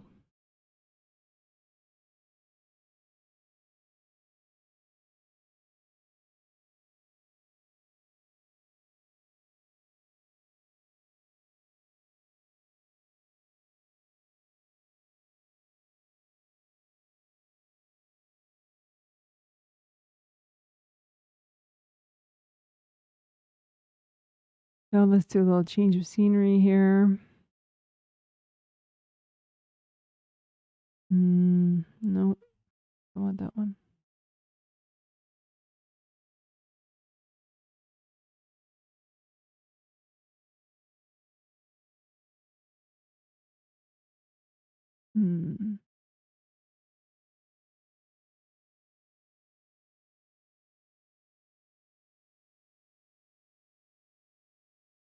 Oh, I know. Okay, sorry about that.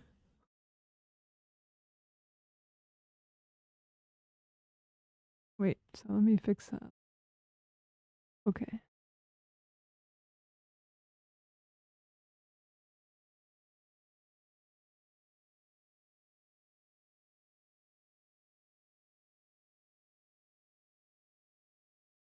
Okay.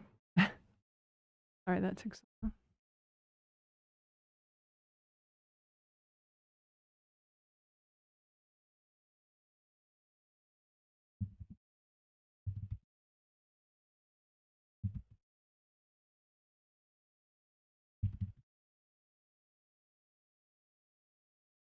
Okay.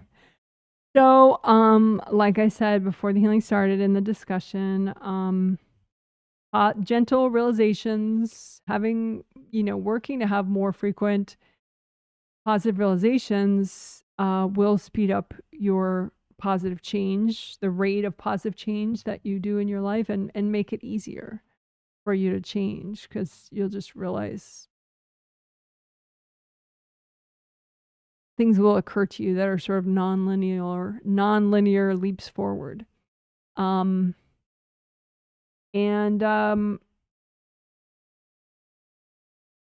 If there's a chance that there's a high chance that parts of you may need extra healing in order for you to allow that to occur in your life.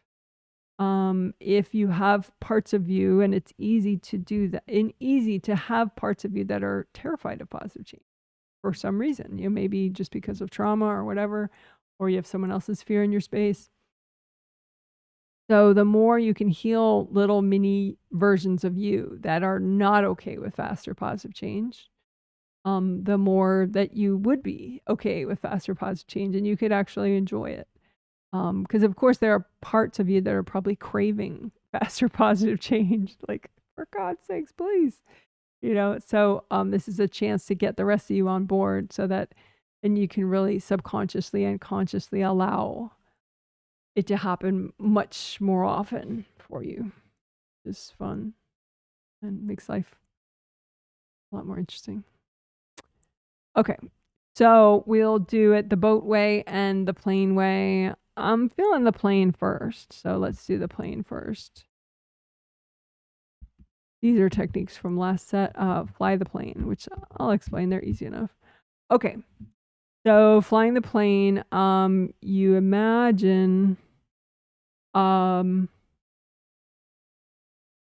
there's a plane that represents your faster positive change, faster rate of positive change. And are you flying this plane? Or are you like a hostage in the plane? Or are you being dragged outside of the plane? Are you in control of your positive change? So you imagine your faster positive change plane. It's flying in the air. Is it flying in the air, first of all? But if it's flying in the air, what are you doing? What are like little versions of you doing? Maybe you see multiple versions of you, and some of you are screaming, oh, no, no, no. And some of you are really happy and driving the plane. So you can notice that. Take a deep breath, just kind of be aware. And then go ahead and heal any part of you that you just saw that needs it. So maybe there's a part of you screaming, hanging behind the plane on a rope. So definitely heal that part of you if there is. And then maybe there's parts of you sitting, getting motion sickness in the back of the plane. So go ahead and heal those parts of you. Sitting there with barf bags. It just heal you so much that you no longer need a barf bag about your positive change.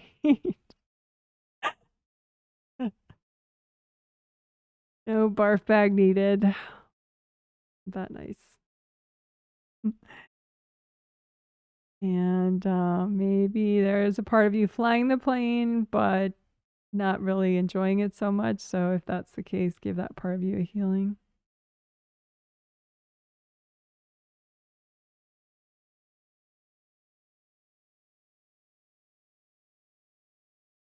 And then we'll just do a lineup version in case the flying the plane thing was too weird. So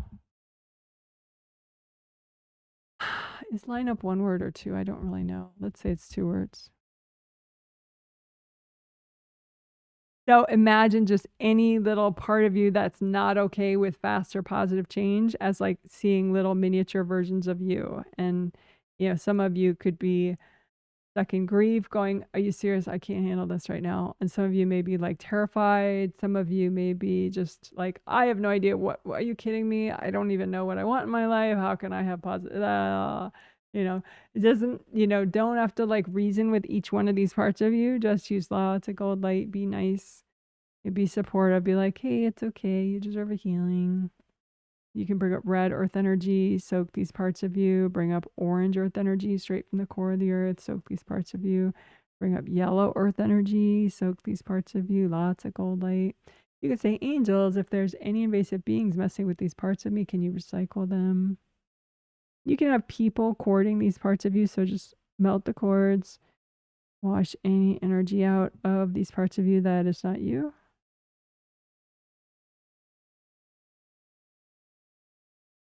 And as these parts of you heal fully, then they won't be separate and, you know, protesting faster positive change. They'll just, you'll get the energy back.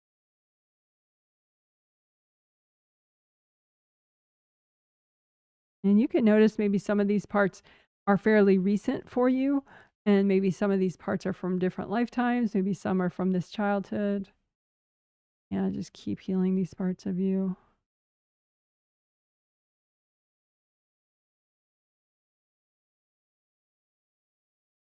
With gold light from your hands.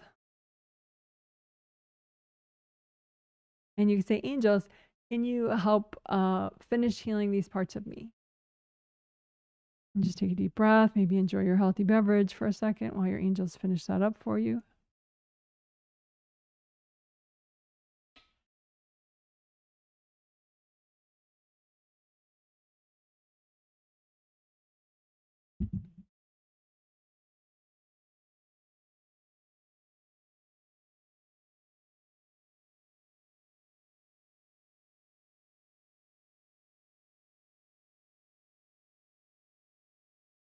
Okay, and then we'll do it the boat way.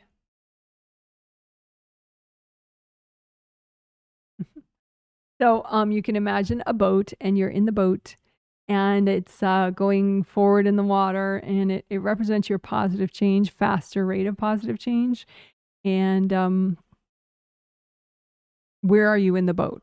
Are you in the front of the boat, like totally thrilled and looking forward and, you know, in charge and really enjoying the ride? Or are you in the middle, kind of not so sure, gripping the sides of the boat? Or are you in the back of the boat screaming and getting sick? And if any part of you needs healing, go ahead and give that part of you a healing.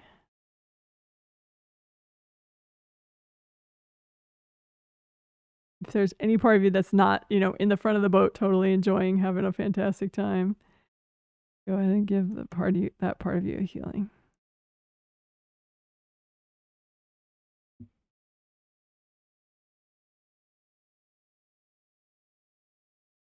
And you may see it in like percentages, you know, maybe before you did any of this stuff, you know, in the last 10 minutes, you maybe like 20 minutes ago, you were like all screaming in the back of the boat, or maybe it was half and half, and now you're more in the front of the boat, you know, eager. So you can just see what the change is.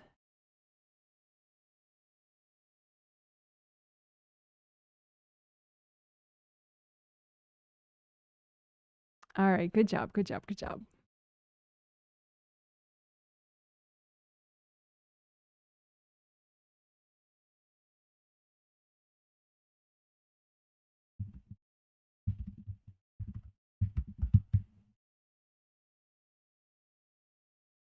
So sleep slide. It is somewhat literal. Like your pathway up to the astral, like when you fall asleep. But it's also like a visual convenience to imagine anything that impacts your ability to sleep well, wake up well, go back to sleep well, and quickly, yada yada. So, so it's both. It's your literal path to the astral from your body, but then it's also just anything impacting your sleep. So imagine your sleep slide and go ahead and unblock it. So you can imagine it. Seems like the angels like it to be green. You could pick your favorite shade of green.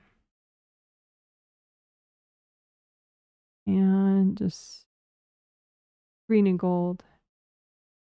So just use gold light, maybe some green earth energy. That'd be cute. And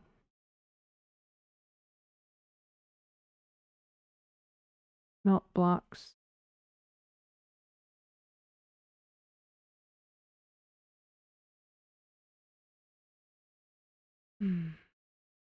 Because you can have like a kind of like a wall on the slide so that you can't slide up easily, you know, or you have to slide through all that junk.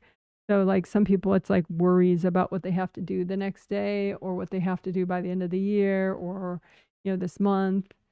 So just melt away anything that your spirit has to travel through that's yucky, any baggage. You want to just have an easy route to sleep, an easy route waking up. And so you can bring in all sorts of good stuff like inspiration, creativity, ideas, new ideas, all sorts of stuff as you wake up. But if there's too much crap you have to travel through, then the new ideas can't make it through. And so they stay on the astral and you don't remember them when you wake up. So go ahead and just keep melting any sort of shit curtains that you have to go through. Any like yuckiness that you have to go through, just melt all that away so that you can get all healed and awesome and then bring all that awesomeness back in.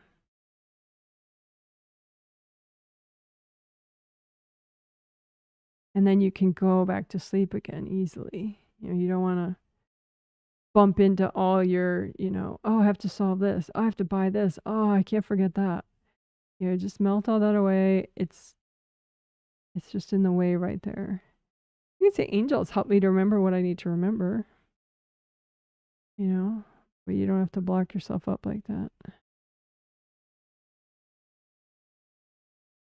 So just you can make like a gold little ball and to represent like how easy it is for you to go to sleep and how easy for it is for you to wake back up. And you can even make the gold ball turn different colors or turn black if there's too much junk on the slide. So have your gold ball going up to the astral. Gold ball really represents you as a spirit. But gold ball going up to the astral, going to sleep. Is it still gold the whole route? If it changes color, go ahead and melt the baggage in the way that's making it change color. I mean, obviously your spirit is not all at gold ever, but it's just a way of noticing distortions and baggage that's altering your energy if you have the ball gold and then see if it changes color. And when it changes color, just melt those walls. So it can stay gold all the way up onto the astral. And then same thing, have a gold ball representing you and have it come down from the astral as you wake up and see if it can stay gold. And if it changes because it's going through baggage walls, just melt those baggage walls so that the gold ball can come all the way down without having to get all distorted. Melt away the distortions, the shit curtains on your sleep slide. Gold balls coming down. Can it stay gold?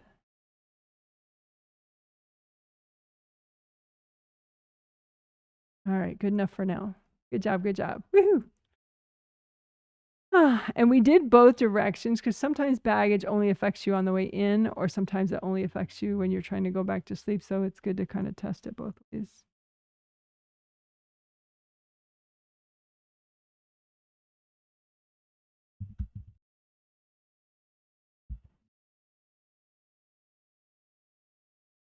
All righty, melt your prison.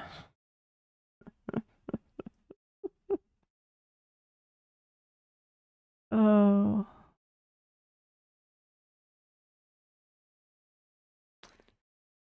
Funny.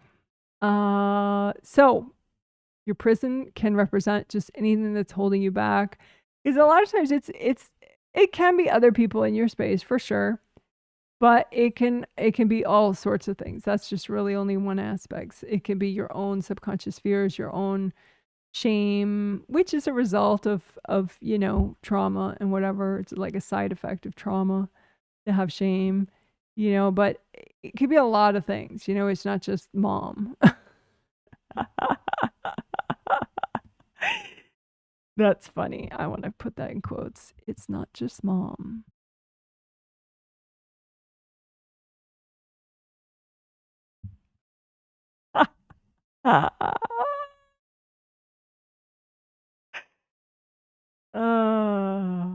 Although she may be part of it. Depending on your relationship with your mother. But anyway, so so it's just let's do it. Okay. So imagine imagine yourself and imagine whatever's holding you back at this time as a prison around you, and then go ahead and melt the prison. So you're melting what's holding you back. Maybe it makes you forget to do, you know, self-care that you've been trying to remember. Maybe it just, whatever's its effect on you, it's just messing with you, holding you back. Any junk. Just imagine it as bars in a prison around you, but you get to melt it away. There's always good news with energy healing, right? So melt it away. Melt even the floor while you're at it. Melt all the bars, the top, that it falls away from you and you're free. Okay? And give yourself a healing now that you're free. Watch yourself do a little victory dance.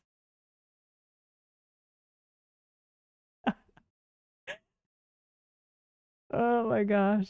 Okay, let's do that again. And you can do it for any issue that you have, you know, like what bothers you, what's holding you back about your sexuality. How about that, right? So we'll do a sexuality prison. So imagine yourself and then imagine as a prison around you that's meltable, whatever's holding you back as far as enjoying your own sexuality. And go ahead and melt it away. Just use cold light and melt away the prison. You can say, angels, help me do this. The angels, if there are any invasive beings making this in the way of this, can you recycle them? So just melt away your sexuality prison.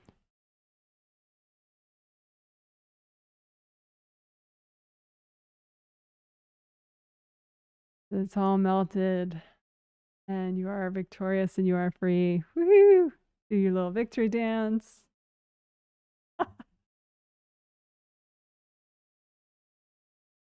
Let's see. We do like a productivity prison. Imagine what's holding you back as far as productivity on projects that you either have to do or just want to do. How about that? So imagine yourself and imagine your productivity prison. Anything that's holding you back with productivity. And go ahead and melt your productivity prison. Use gold light. Wash everybody out of the bars. You can say, angels, can you recycle any invasive beings messing with my productivity? And just keep melting your productivity prison.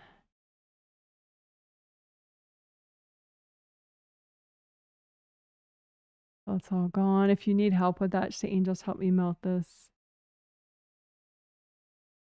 Gone, and you are victorious. Free. Take a deep breath.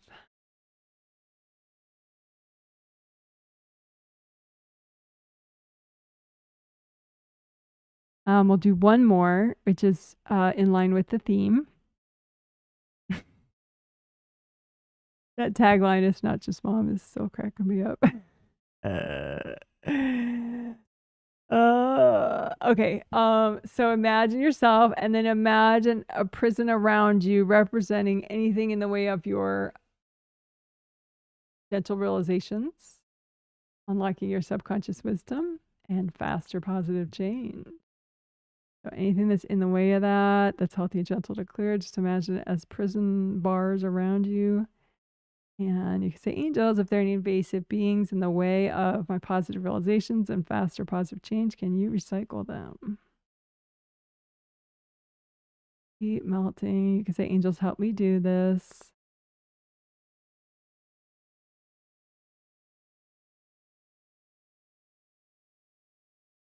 And you can encourage yourself, I can do it, I can do it, I can do it.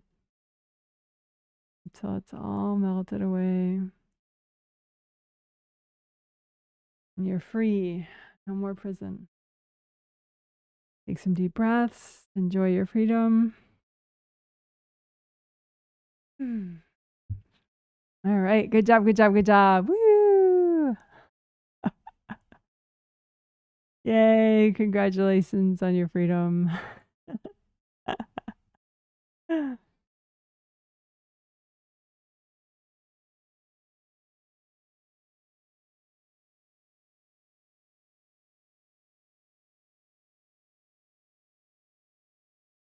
Okay. So let's do a wrap up. How about that?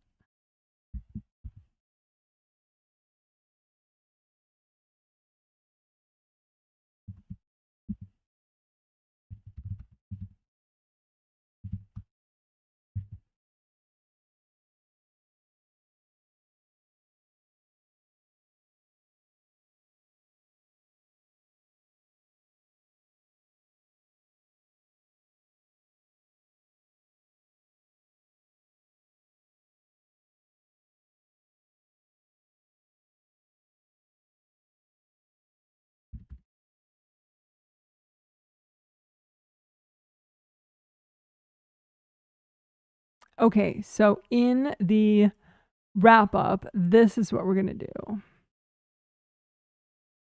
Call back and bring in empty USPs, clear STEBs. So, and make typos. So, empty USPs, unprocessed stress pots. That's what USP, unprocessed stress pots. So, it's just a visual tool to imagine kind of like your headspace for functioning. And sometimes just you have no more room in your brain for life. It's like, wow, can't handle another thing happening. And so it has to do with, are you kind of backed up? Are you a little full with your stress and your kind of your brain traffic jam, right?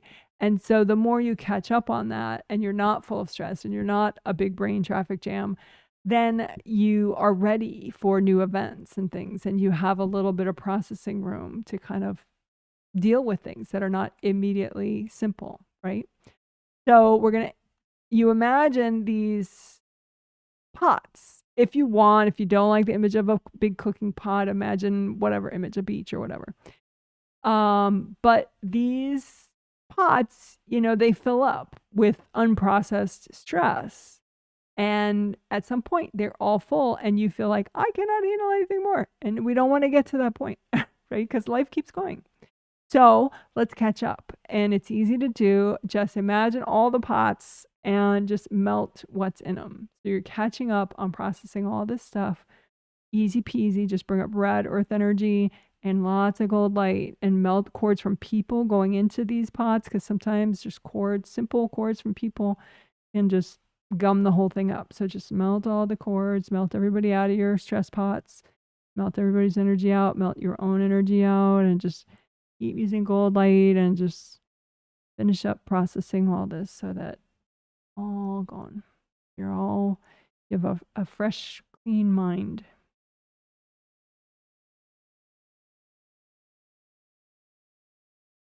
All right. Good job. Good job.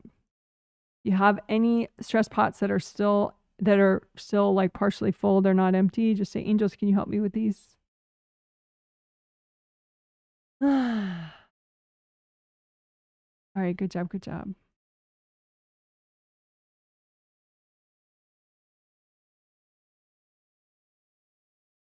So clear STEBs, stubborn triggered energy blocks. That's what STEBs stands for, stubborn triggered energy blocks. So stubborn as in they're still not cleared, and we've done 5 million things to clear blocks. So go ahead and put your stubborn triggered energy blocks out in front of you and pile them up and bring up red earth energy straight from the core of the earth. Use cold light. Get everybody out of this stuff. That's probably why they're not cleared yet, because, you know, mom is courting them.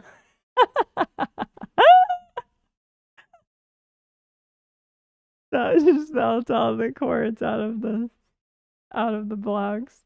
Melt your own resistance out of the blocks, because it's not all just mom. Maybe some of your resistance is slowing things down.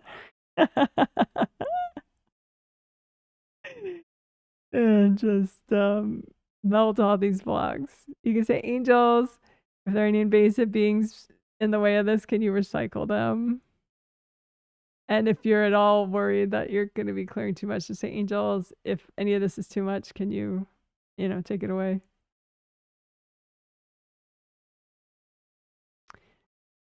All right, great job. What a rock star. So then now call back, bring in. So call back, bring in is actually a 2-step process, 2 slightly different things.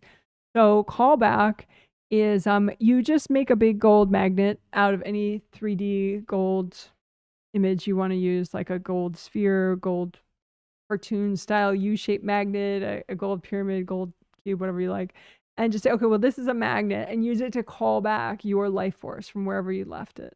And maybe there is some positive realization energy that you gave to somebody else, or somebody took it from you, or maybe there's some peace of mind energy that you lost along the way, you left it in the past, whatever. Just call back all your energy, all your life force, your unique energy, call it back into your gold magnet, and just let the gold light from the magnet clean it off. And also you can say, angels, can you help me? Can you clean off this energy?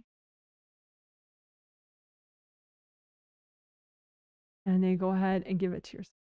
Okay, one more time. Big gold magnet, call back all your stuff. Maybe you left it in the future. You were thinking about the future in a kind of a sloppy way, or maybe you left it in the past, or somebody took it. Call back all your energy. The angels, can you help me clean this off? And then go ahead, clean it off yourself too. And then give it to yourself. All right, so that's call back. Bring in is that you could have some energy that you've been trying to bring in really, really, really. But it just, like, maybe like some level of extra courage or determination, motivation, or sexuality energy, or playfulness, or innocence. And maybe you have got it already on the astral with your angels, and it just, every time you wake up, you haven't brought it in. So imagine yourself, the bulk of your energy in and around your body, and then imagine like bunches of colored energy, rainbow colored energy that's yours, that you haven't been able to bring in yet. And just keep unblocking, like run gold light through that, the good stuff you haven't been able to bring in yet, and run gold light through you, especially above your head, but all over. Gold light through your chakras, gold light through your body, all your meridians, all your chakras, all your auras, your groundings, and unblock enough up there and down around your body so that you can finally bring in the good stuff that you've been trying to bring in, until you have no more backlog.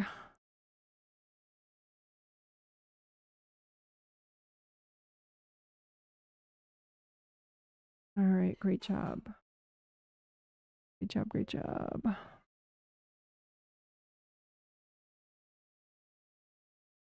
All right. So you can, as we wrap up, you can just say, angels, can you help me finish up this healing? Angels, can you please help me to have as many gentle realizations as is super cool? Say, angels, can you please help me to have a fun life? And do what I'm here to do. Fun and meaningful and fulfilling life. All right. Good job, good job. That's a healing. You're a rock star. Woohoo! Yay! All right. So the healing portion is complete. Healing done. So now we'll take a break. Bathroom break. And stretch break. Okie doke. So I will get rid of the camera. Yeah, I'll leave the rhododendron flowers up. And I'll get rid of the camera while I am away. And I'll be right back. Let's see. There we go.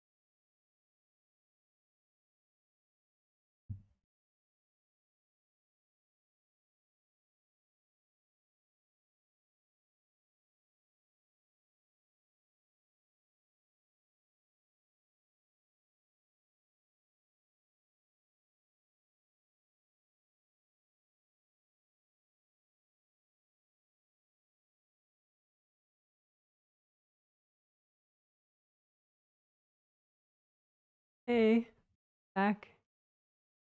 So I'm going to do some quick stretching, and you can do some too if you want. I am not a teacher of stretching or an expert in stretching in any way. So, you don't have to do what I'm doing, that's for sure. But do whatever's gentle for your body if you want. It'll just be like a minute or two. And I'm going to actually do stretching where I'm on the ground this time as opposed to standing up stuff. So I'll adjust my camera. Oh, and then my camera will probably do some really weird zooming in. Unfortunately, while I'm stretching, I haven't figured out how to turn that off yet.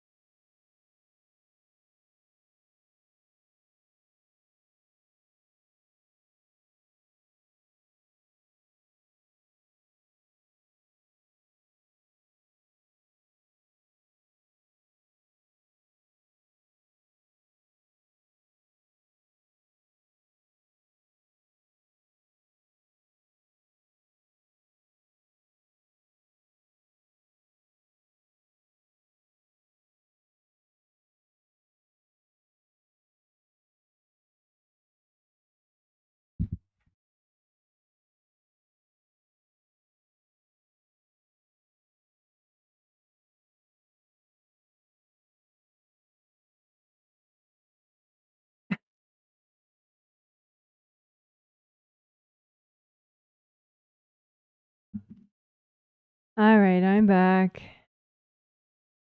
Hello, hello.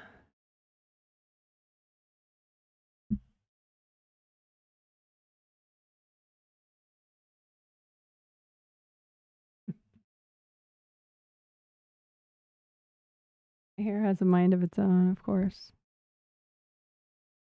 My hair is very empowered. All righty.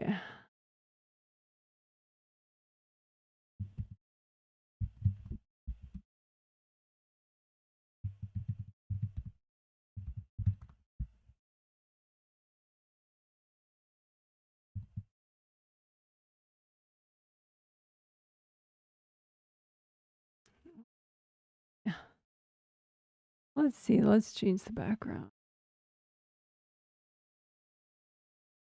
Hmm.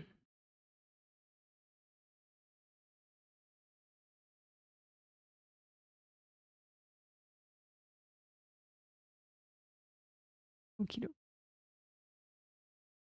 So I'm looking for the comments that I did not read yet.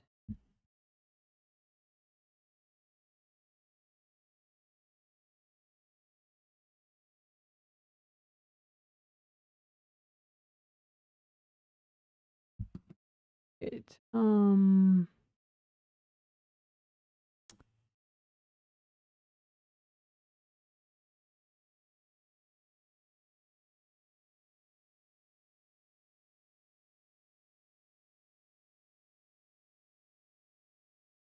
So we get a little bit more desert living information. Thank you so much.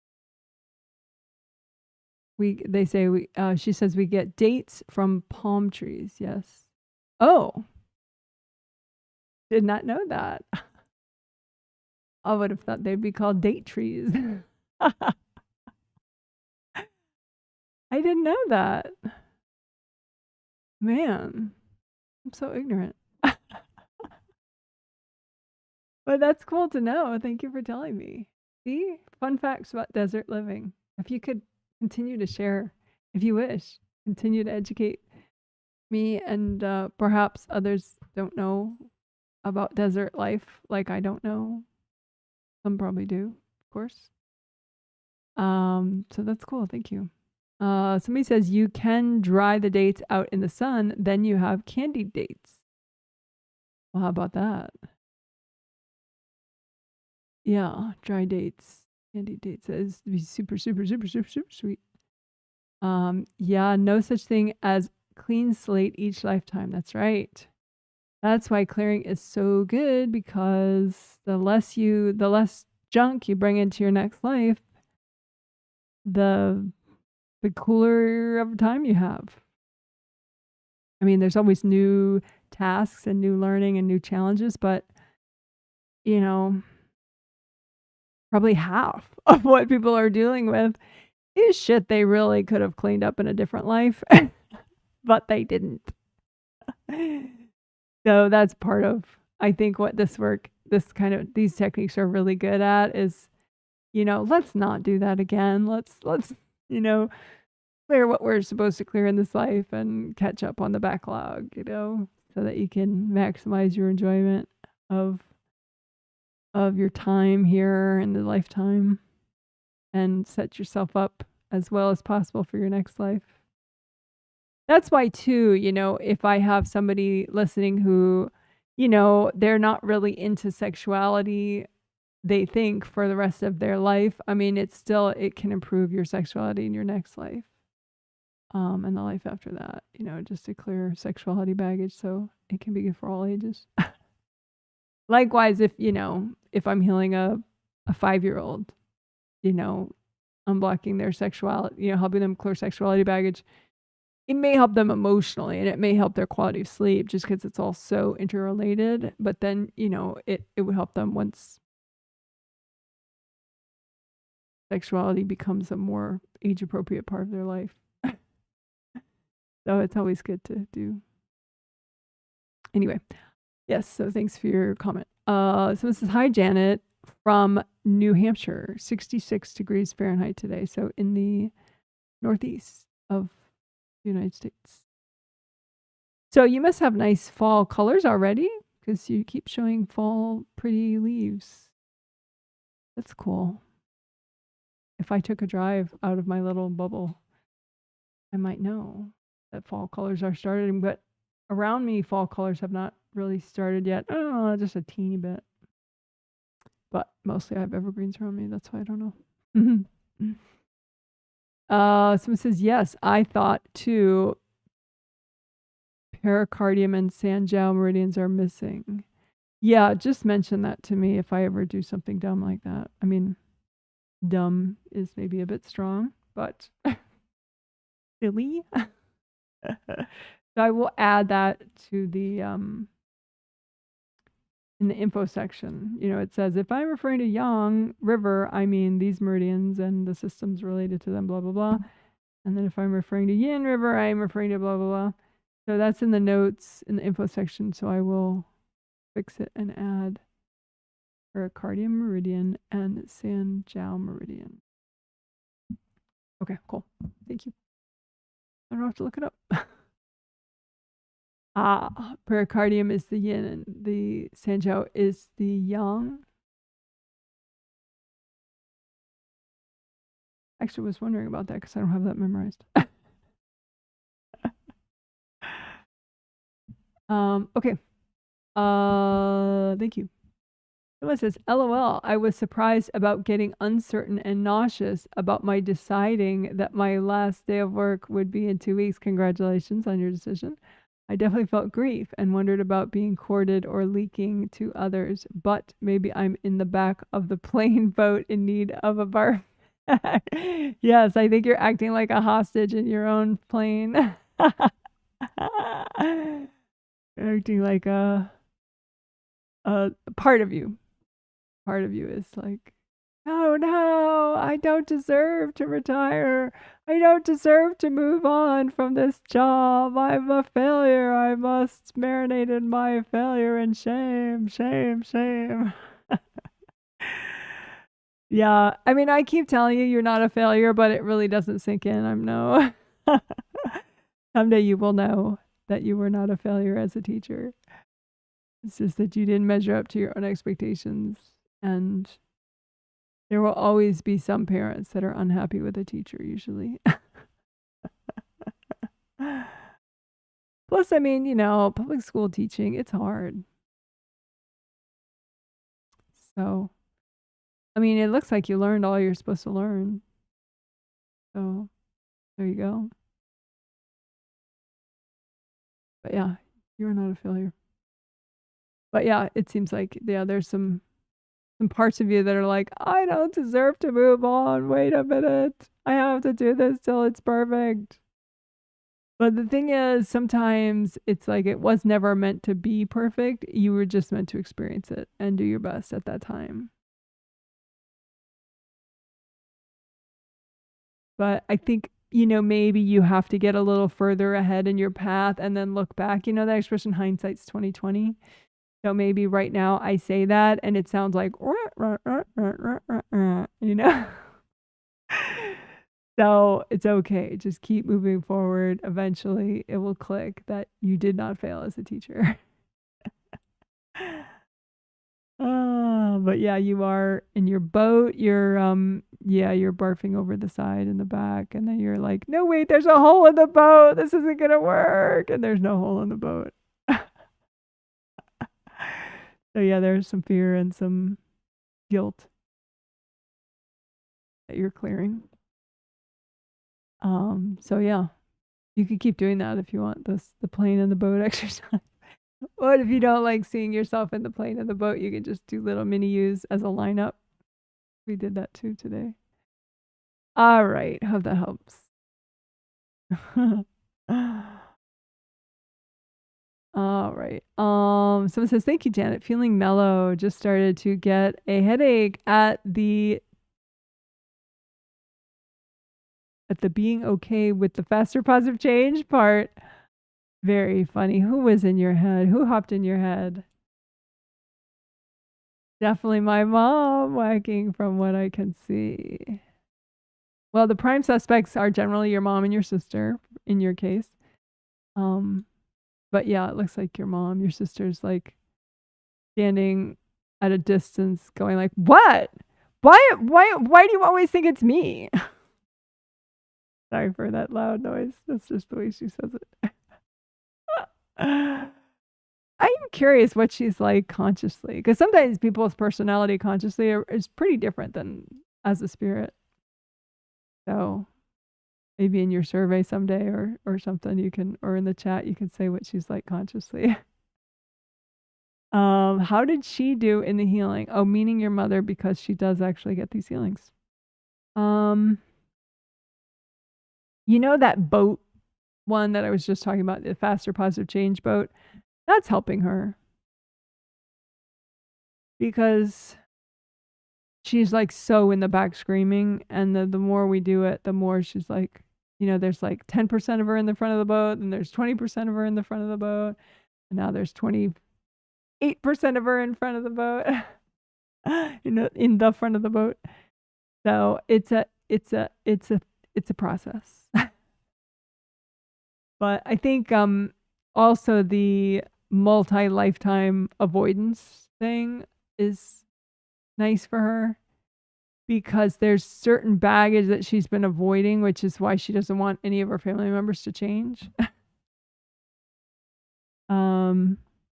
Except to become more like her and more obedient to her. Any other positive change that people might do in their life is unacceptable. So anyway, that did help her. She's kind of a good example of what happens when you significantly put off clearing stuff for like several lifetimes in a row. Then all of a sudden it's not okay for anyone around you to change. Oh my goodness. But that's not your problem. Yeah, so she did good in her own way. Hope that helps. Someone says, thanks, Janet. Was feeling pretty zen during most of the healing, but there's always a but. Now a little stressed and irritable. Suspect this, there you go, self-assessment, rock star. Suspect this is my mom whacking in my space. Yes, it is. About the plane, I saw myself flying successfully, but gripping the wheel with fear, less self-confidence. Is this accurate? How did your spouse do? Yeah, that is accurate.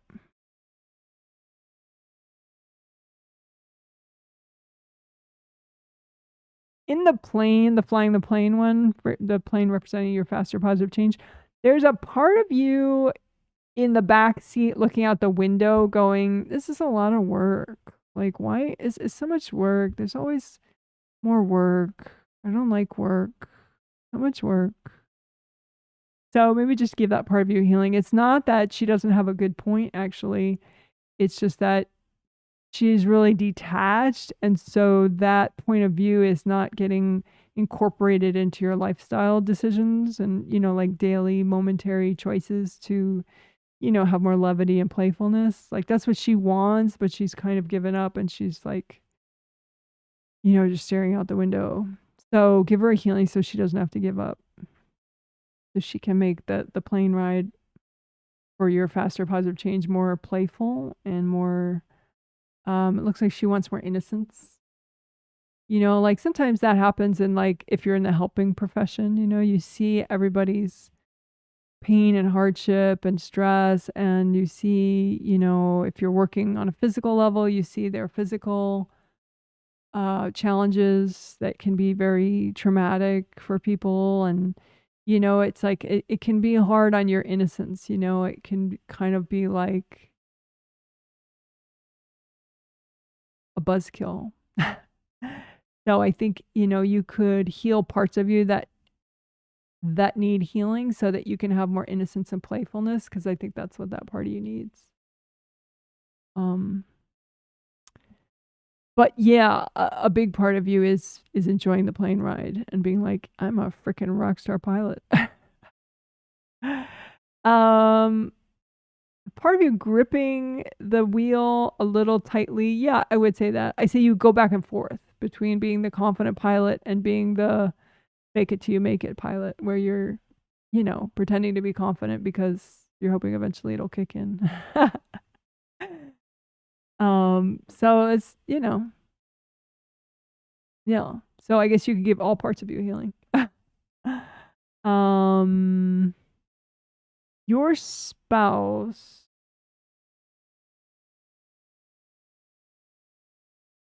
who also got the healing,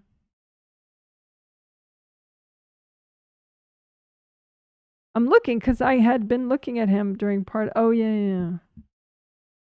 During part of the planning, he was one of the many people I was looking at.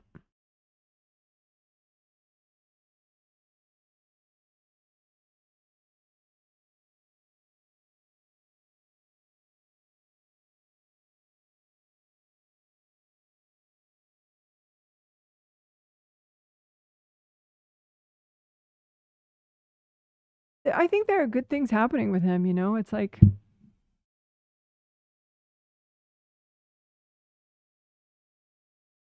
I think he has cleared some fear, and so it's like he's changing as a person. He's evolving. He was, you know, he was a little stuck for a while, but he's kind of, you know, maybe what started some of it is that, you know, we did that proactive clearing for the next 6 months a few times. That could be it, because he's like bringing in a lot for the next 6 months specifically. A lot of, you know, just like self-love, self-care, which you alluded to in your survey. I remember you said, but you know, he's maybe the mind stuff that we've been doing, the subconscious mind stuff, has been helping. Seems like, you know, the modern world doesn't always support serenity, you know, and so, you know, things like the blue soak that we did last time, and you know, all this healing of the mind and the Yin Yang Rivers. I think it's just helping him to check in more, be more comfortable with himself. So that's cool. Hope that helps. Someone says the healings are loaded with so much yummy food for the soul. Thank you, Janet. Yeah, this one was pretty packed. I too have practiced the watching myself as I read. When I get stuck, when I read myself along the lines of intuition and self-defense. And then I'm skipping forward, I will get back to that other person's comment, but your comment is continuing. When I read it, I see beings and people, some from past lives, courting my front. I keep clearing it and regrounding.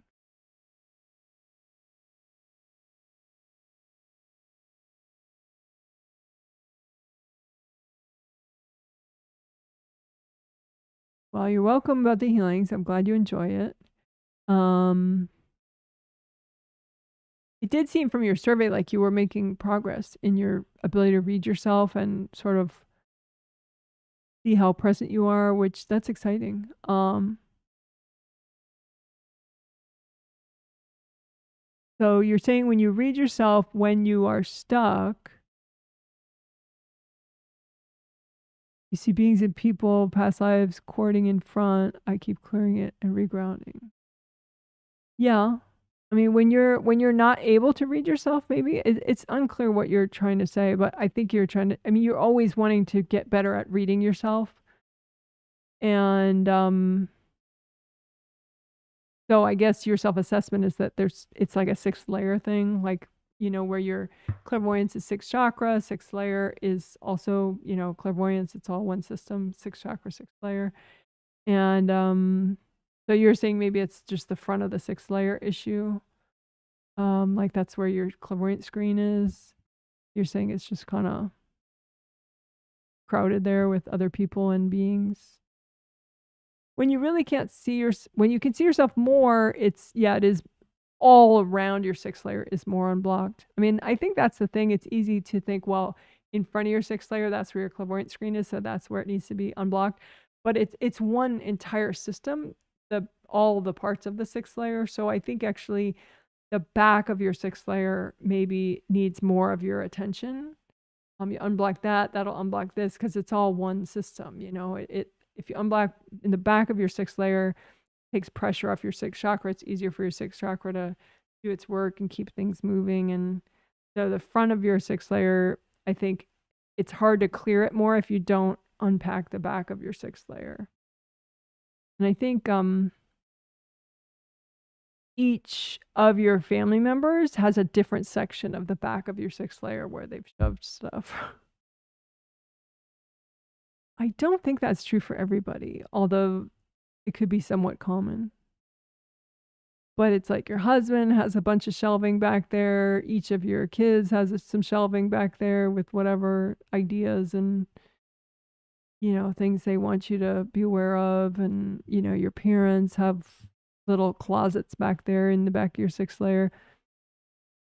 I would say it's both astral and physical sixth layer, so you don't necessarily have to. You could just clear them both at once. But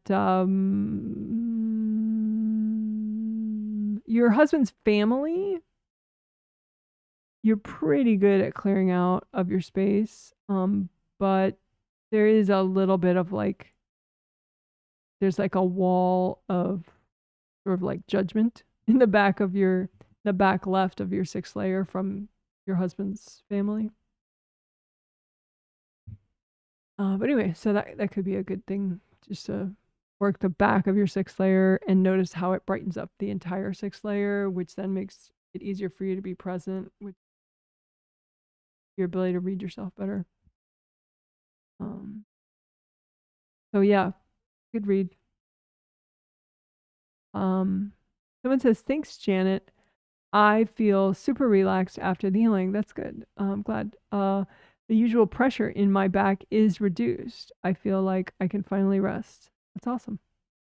Yay. Thanks for the feedback. Someone says, hi, Janet. Thanks for everything.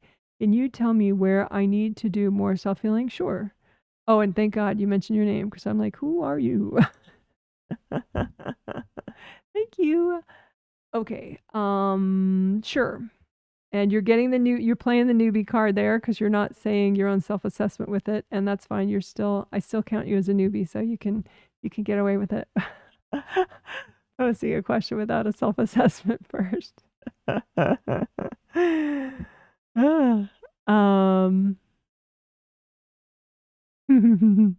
But that's something you could practice, is practicing, you know, okay, what chakra needs the most unblocking? What, you know, is my astral body aura have better flow than my physical body aura? You know, compare and contrast sometimes makes it easier to sense things, you know, so you compare one to the other. Like compare your astral body grounding to your physical body grounding, see which is more blocked, see which deserves your next 60 seconds. You know, just have fun with it. See which leg is more unblocked, your left leg or your right leg. You know, see the you know, you get the point. But anyway, so that I think is something your angels are nudging you about, that, you know, to play more with self-assessment yourself. Because sometimes it's like, you know, what's the most blocked. You kind of, you know, like back here and back there. And so you get a little stuck on that, and you forget that it's all so interrelated, that sometimes you can heal something totally different and it'll improve something else, you know. It's like, anyway. But if I look right now, I mean, you just got the healing, so your seventh chakras are fine. Astral, sixth, your sixth, fifth, fourth, sixth, fifth, fourth could use a little bit of something. Third, second, first. First is real tense. It's like a fast moving blender. Both astral and physical, not so much, but astral. That's interesting. You have a cord between you and your spouse at the first chakra, which does not amuse either of you. So yeah, first chakras cords at the first chakra, generally that's only like a parent to like a young child, like 12 years old or younger. So if an adult is courting you at the first chakra, you're probably both annoying each other by that. So you could go ahead and melt that. But that seems like that's somewhat chronic.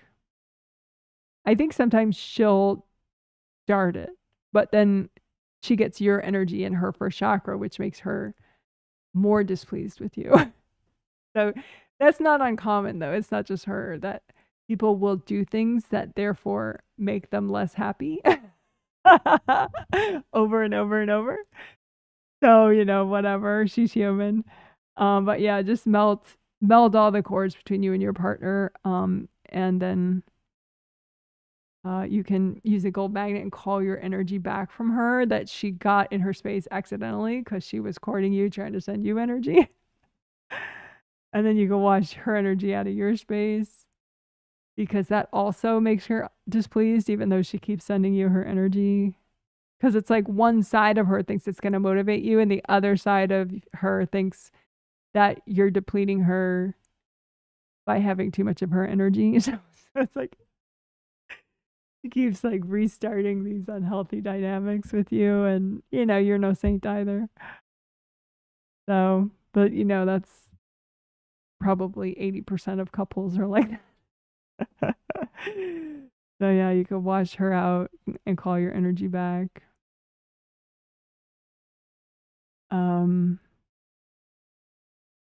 I'm curious, you could put in your healing, in your surveys, because you tend to not mention the other family members that I'm healing. But if you could mention, in particular, the dynamic between you and your spouse, and if that's the same or different, and be a little specific, because that's obviously something worthy of my attention as a healer.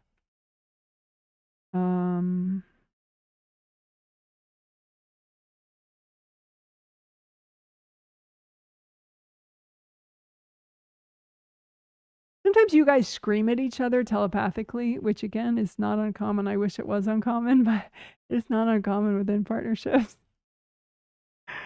Like, will you leave me alone? Will you get your act together? So you can just, put your hands around your throat chakra and just use gold light and just like calm yourself so that you don't scream back if she screams at you. Because it's like a blast that you guys keep doing to each other's mind. And I think if you stop, she'll stop too. I mean, she really wants peace and harmony. It's just that she doesn't know how to get it, because it's like she wants you to be a banana and you're a bunch of grapes. And I don't mean to use genitalia imagery there. Like, she wants you to be a ham sandwich and you're a roast beef sandwich, A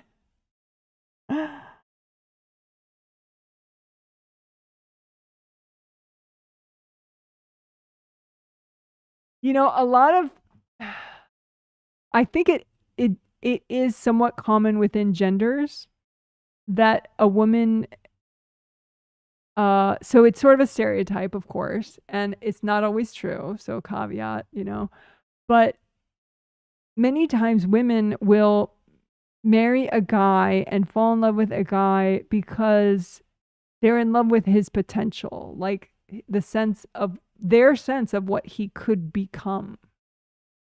And it may not be actually what you're on the way to becoming. It's just in their mind, like, oh, I'll fix him, or oh, my love will fix him, or whatever. And so she's in love with this hypothetical version of you that you're not on the way to becoming. Now, can she become in love with the real you? Yeah, I do think so, actually. Sometimes that's not possible in a partnership, and if that were not possible, I probably wouldn't bring it up in this context. But it looks like it actually is possible for you guys to actually start loving the real you versions of each other. It's just there's a lot of judgment. You could keep asking the angels, angels, please help to heal my relationship, help to, clear the judgment out of my relationship, on both sides. They think that's probably the biggest thing. They think, I know you said self-healing, but it's such a big thing in your life and your partner's life, the dynamic between you guys, and that it's not, it just kind of wears on you both. So you could actively clear the blocks in your space that cause you to judge her. And then she'll definitely feel that on a spirit level. She's very sensitive. And then it looks like she would automatically do the same with you, over time, not like instantly.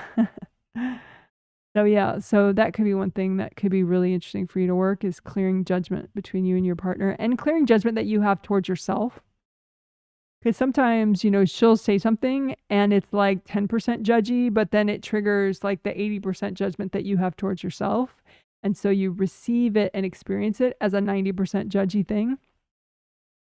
That happens a lot. So that could be really interesting for you to work clearing your own self-judgment. And then, clear the blocks that cause you to judge your partner. And then asking the angels to help clear judgment out of the relationship. Yeah. That's actually the number one thing the angels are saying. It's interesting. And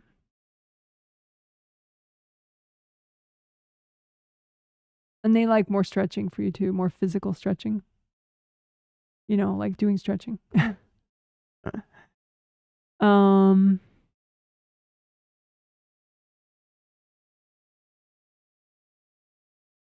As far as your space, like what you could do, like the improv section that I did, I did chakra fit during that. They like that. I think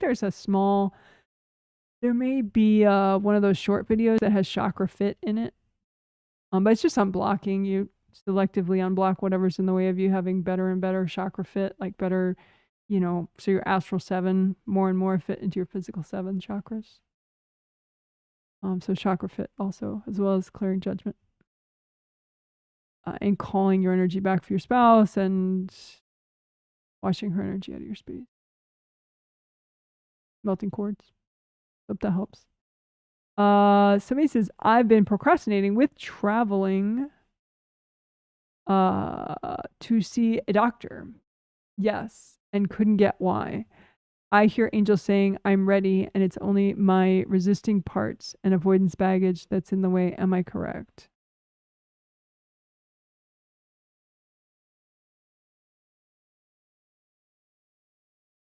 Yeah, I think your read is correct that they're saying you're ready.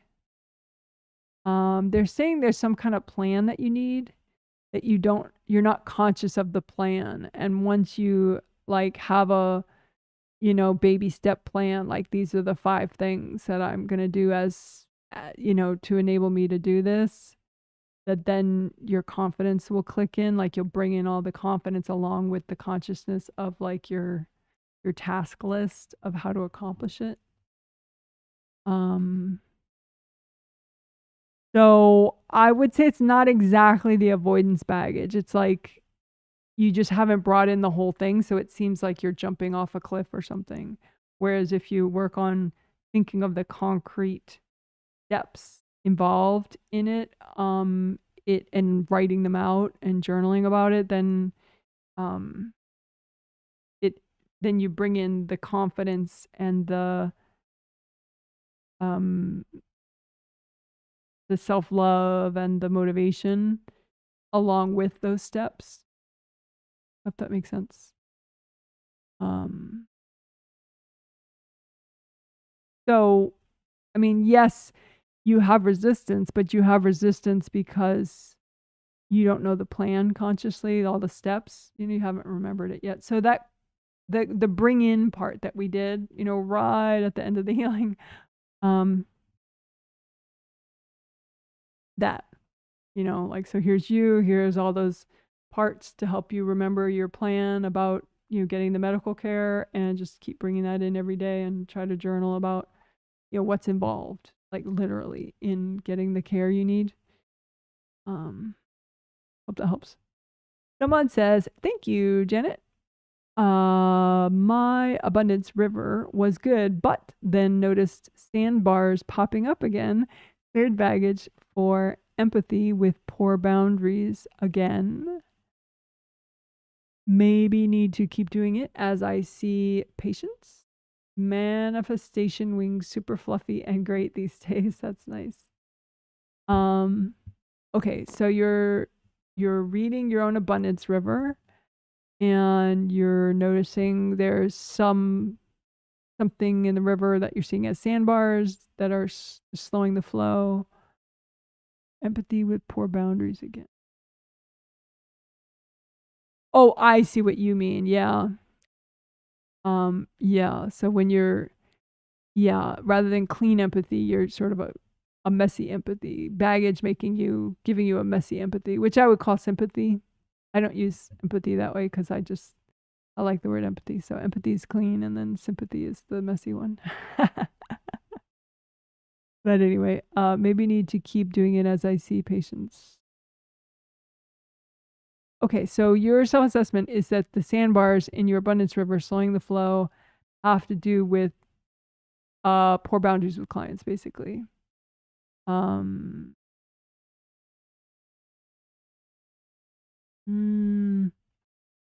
I think it's the usual suspects more, like just the lady that runs the clinic where you work. You and she, man, you always butt heads. But you only see that she butts heads with you. You never see your part in it. I mean, you sometimes you do, but not lately. But you definitely see when she's in your space. It's like, let's say she's in your space at 11 p.m. or 2 a.m. and that wakes you up.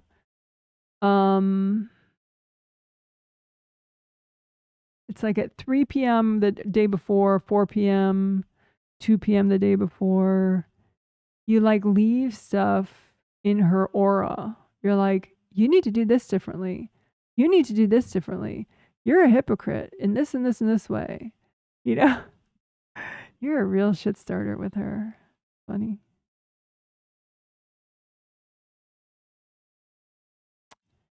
It's not a past life thing. You'd think that you guys were sisters in a past life and you hated each other back then, but I don't think you have a past life with her, which is interesting.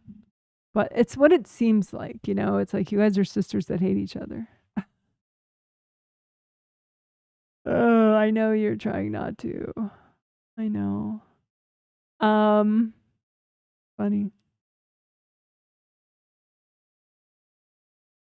Yeah, just maybe heal the shit starter parts of you that are specifically shit starting with her. And anyone else you typically have work conflicts with.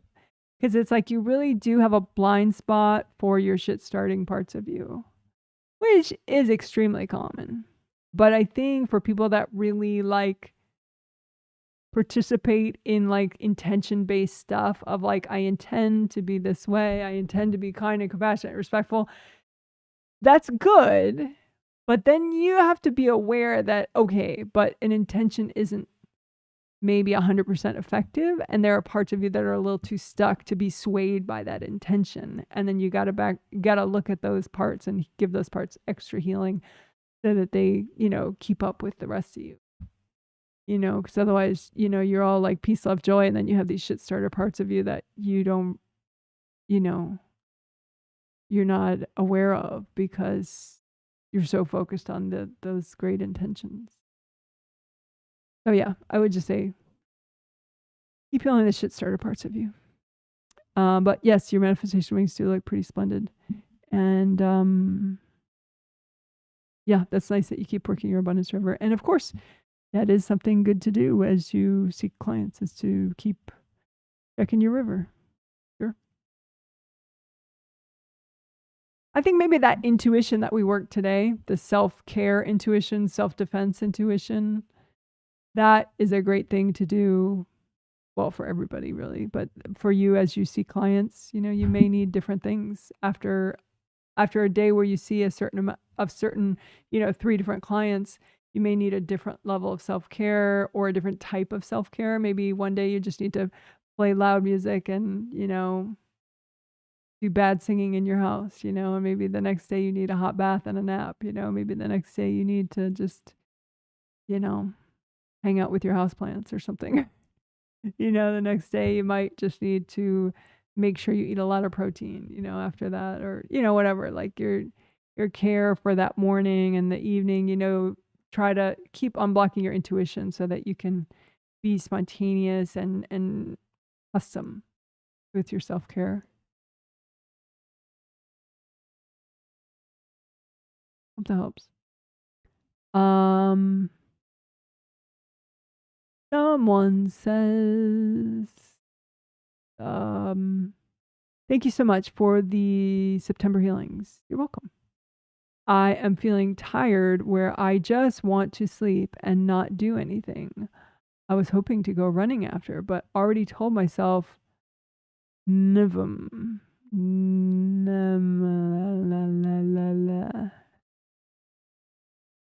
What the hell does NVM mean? Nivum. I get the impression that's something that I'm supposed to know, but I do not. So please let me know what NVM is. Anyway, I'll get over it. I focused a lot on that topic during the healing too. Oh, about wanting to go running? I think it must be something else that I need to work on, but can't seem to figure it out. Is it third chakra dump that I've been ignoring? Thank you. Okay, so I guess your issue is that you need to go running, and you're like, why do I not want to go running? Why do I feel too tired?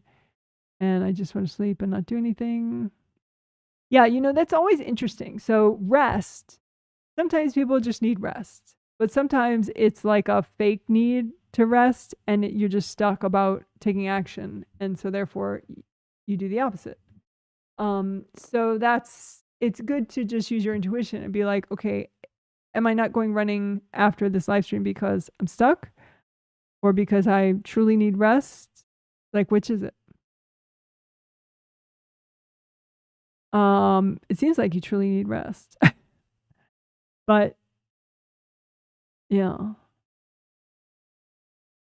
It could be, sometimes there's like a compromise one you can do where it's like, do it a slightly different way, like maybe sometimes the way you do your jogging is not as like peace of mind nurturing. So maybe you could just change the music you're playing as you do it, or jog in a different location or whatever.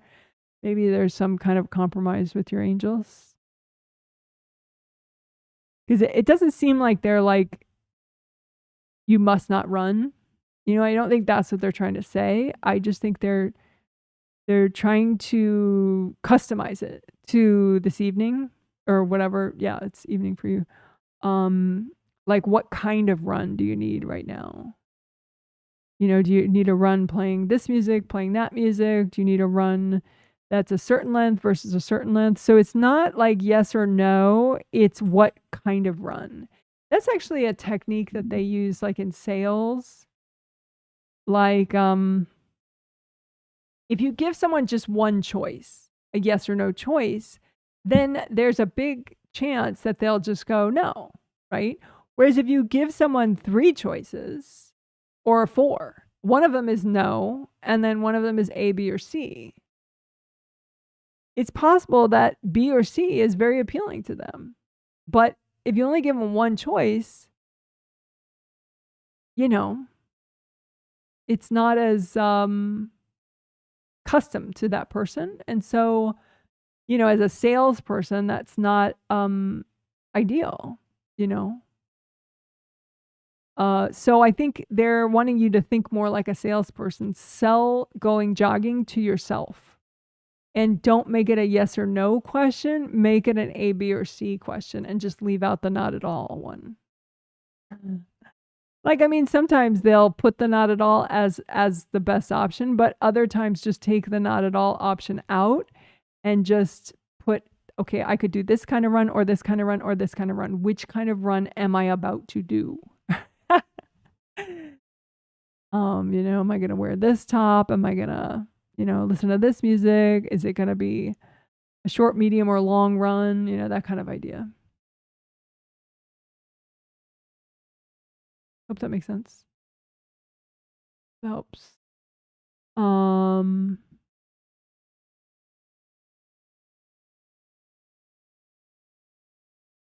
So yeah, I think it's just that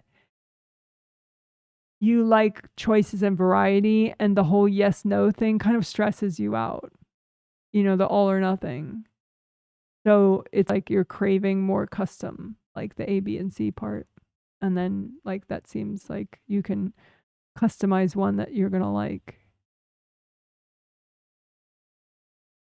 So I hope that makes sense. You're just kind of protesting the rigidity, the lack of options.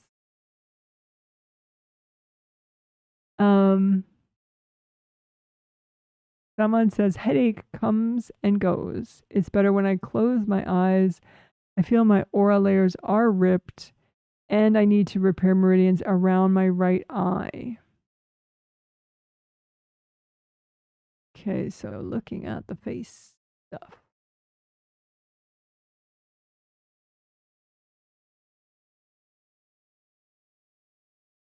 Yeah, there is a lot of intense energy coming at your face. Even like not just your eyes though, but like, that green line there, the stomach meridian coming at that level too. It's like you're in a wind tunnel or so, like there's a big blow dryer, high powered blow dryer like in your face. So yeah, that would indicate some aura damage for it to be that intense and right in your face. So whereas we're not able to get ripped. So you want to check all the GV, all the front, any meridian that is literally right here. Check those Wei Qi auras first. And of course, physical and astral body aura. So astral body aura seems strong right in that area. Physical body aura seems strong.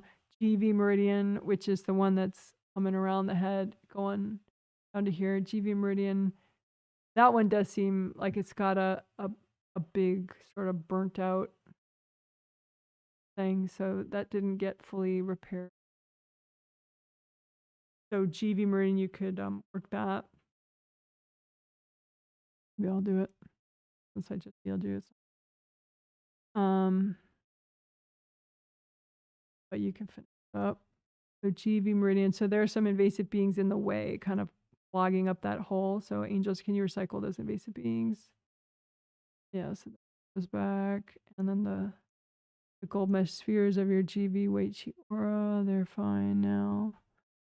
So GV is fine now. UB, urinary bladder, that's the yellow line right there, right? So you want to check that meridian, that Wei Qi aura that goes all around you, the urinary bladder Wei Qi aura. That one has a rip there too. It's like a big, deep, narrow, pierced thing. Are there hard objects still in it? Yeah, there's like a hard white hard object still in it. So you could just give that to your angels. Are there invasive beings hogging up the hole? Yeah, there are a couple angels. Can you recycle the invasive beings? And then use lots of gold light. It grows back. Angels, can you recycle the invasive beings? There we go. Here, the Wei Qi aura. Gold spheres. Yeah, so then stomach meridian seems strong there. So you could check all the others on your own. Gallbladder meridian, that's strong there. And jiao, that's strong there. So it seems like you don't have the blow dryer of invasive energy right in your face anymore. I don't know if that totally fixed it.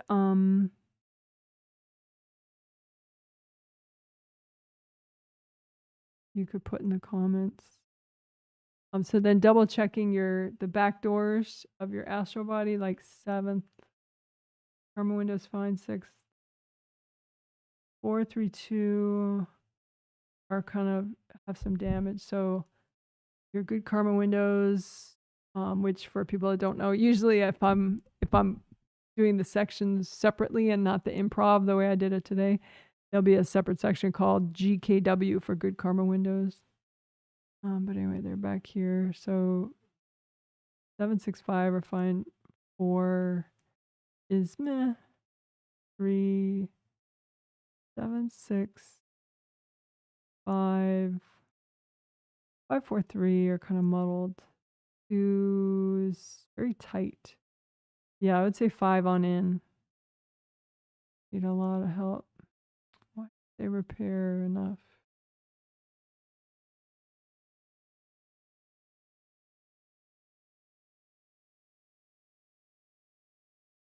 Oh, you know what it is? Your family has another home in a different country, and you have too much of your life force there, because of political events and stuff. And so, if you call that that unique life force back, like with a gold magnet, and make sure your angels clean it off for you too. So, because you're trying to protect like your personal belongings and family belongings in that other country with your own life force, which is why there's like, you're just not enough here to keep this safe. So, yeah, just call that back.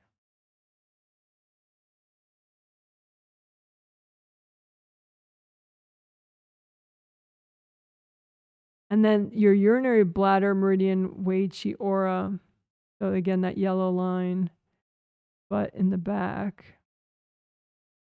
So that yellow line, that's the urinary bladder meridian. And then so the Wei Chi aura for that meridian is all around you, but then it's got like a big valley cut out right here. So repair that more. But again, I think the real issue is you're too much in that other country around those possessions. So you can just ask the angels to protect that stuff and just let go with your energy so you're not trying to be in two places at once.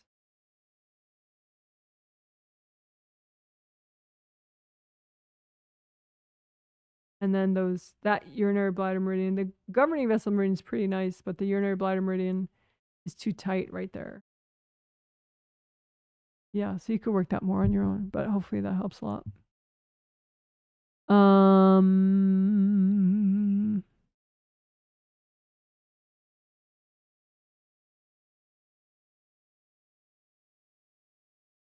So someone says, thanks, Janet, very accurate. Oh, about a read I did earlier about you and your partner and all that good stuff. Good.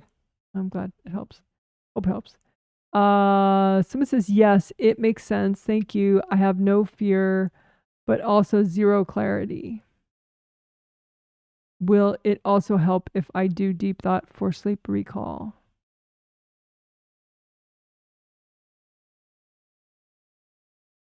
Oh, NVM is never mind. That's funny. Thank you.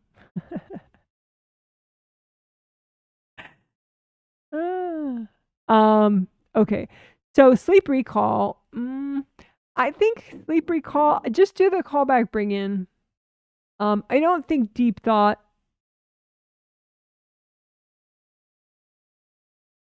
necessarily is great for sleep recall. Like astral recall of like I'm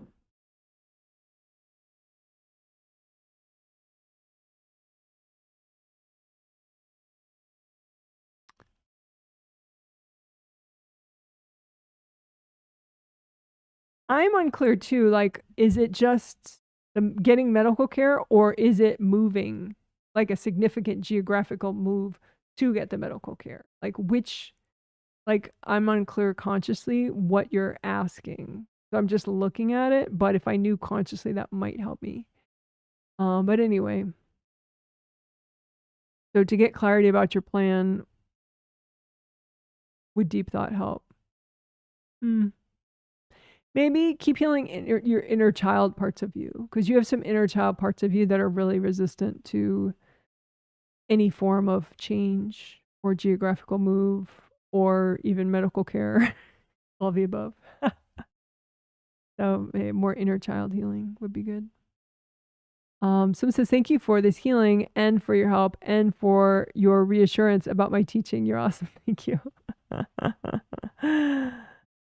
Yeah. Yeah. I mean, it's like, I think we're just,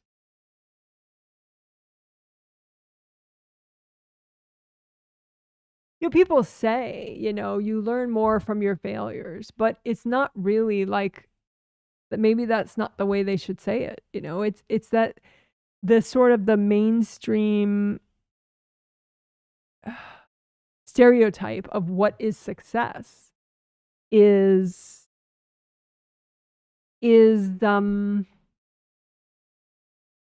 kind of very surface, So yeah, if you were a teacher and the mainstream surface idea of success is that all the parents applaud you and all the staff beg you never to leave and all the children say, "Oh my God, you transformed the rest of my life," That's the sort of the Hallmark movie version of it, right? But spiritually, that might have nothing to do with why you became a teacher. It could be that you needed, it looks like you needed to finish learning certain things about shame, about organization, about childhood, about organizations and how organizations affect you, and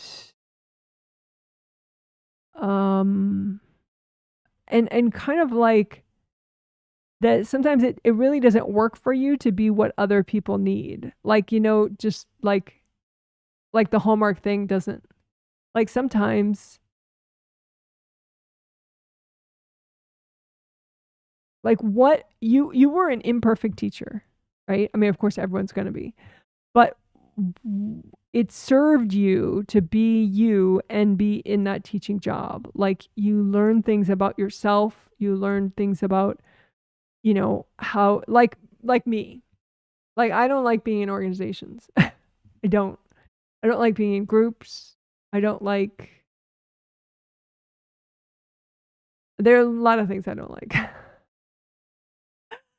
They just don't work for me. That, when I was younger, I would try all these things and then I would kind of suck at them in a way, but then I would realize, like, well, it's not exactly that I suck at them. It's that it's not, just doesn't work for me. It's not my happy place, So there are some things you learn by not having that Hallmark movie experience, that then inform you more in the rest of your life, and you kind of, it can help you to let go of the need to be what everyone wants you to be. When you try and it's like, doesn't work. It's like either you weren't good at being what everyone wants you to be, or part of you just refused, or a little of both. You're only going to be good at being yourself. So some people just happen to be the type of people that you see in a Hallmark movie. Like, that's truly them. And so therefore, it seems like, wow, look at that impressive person. But, like, they're not going to make a Hallmark movie about what I do, right? I am a shitty corporate employee, but if I was still trying to be a corporate employee, I mean, at one point I was like, right, my last corporate job, I was a consultant and I knew it was bullshit. And I just decided to play the bullshit game, to just rack up some money temporarily until I just couldn't stand it anymore. I'm like, yeah, this is such bullshit. I'm out. But so while I was playing the game on purpose, I was good at bullshitting. But then later I was like, yeah, forget it. But anyway, you know what I mean? It's like certain jobs are just, they're learning experiences. It's not supposed to be the Hallmark Channel. I hope that makes sense.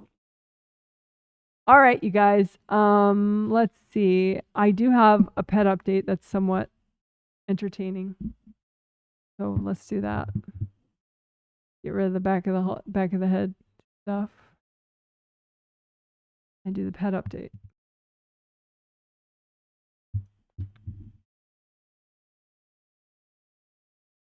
Da, da, da,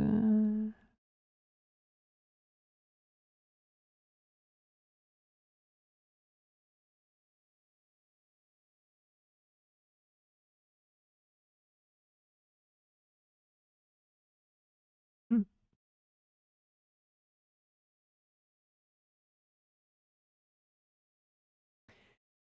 So, okay.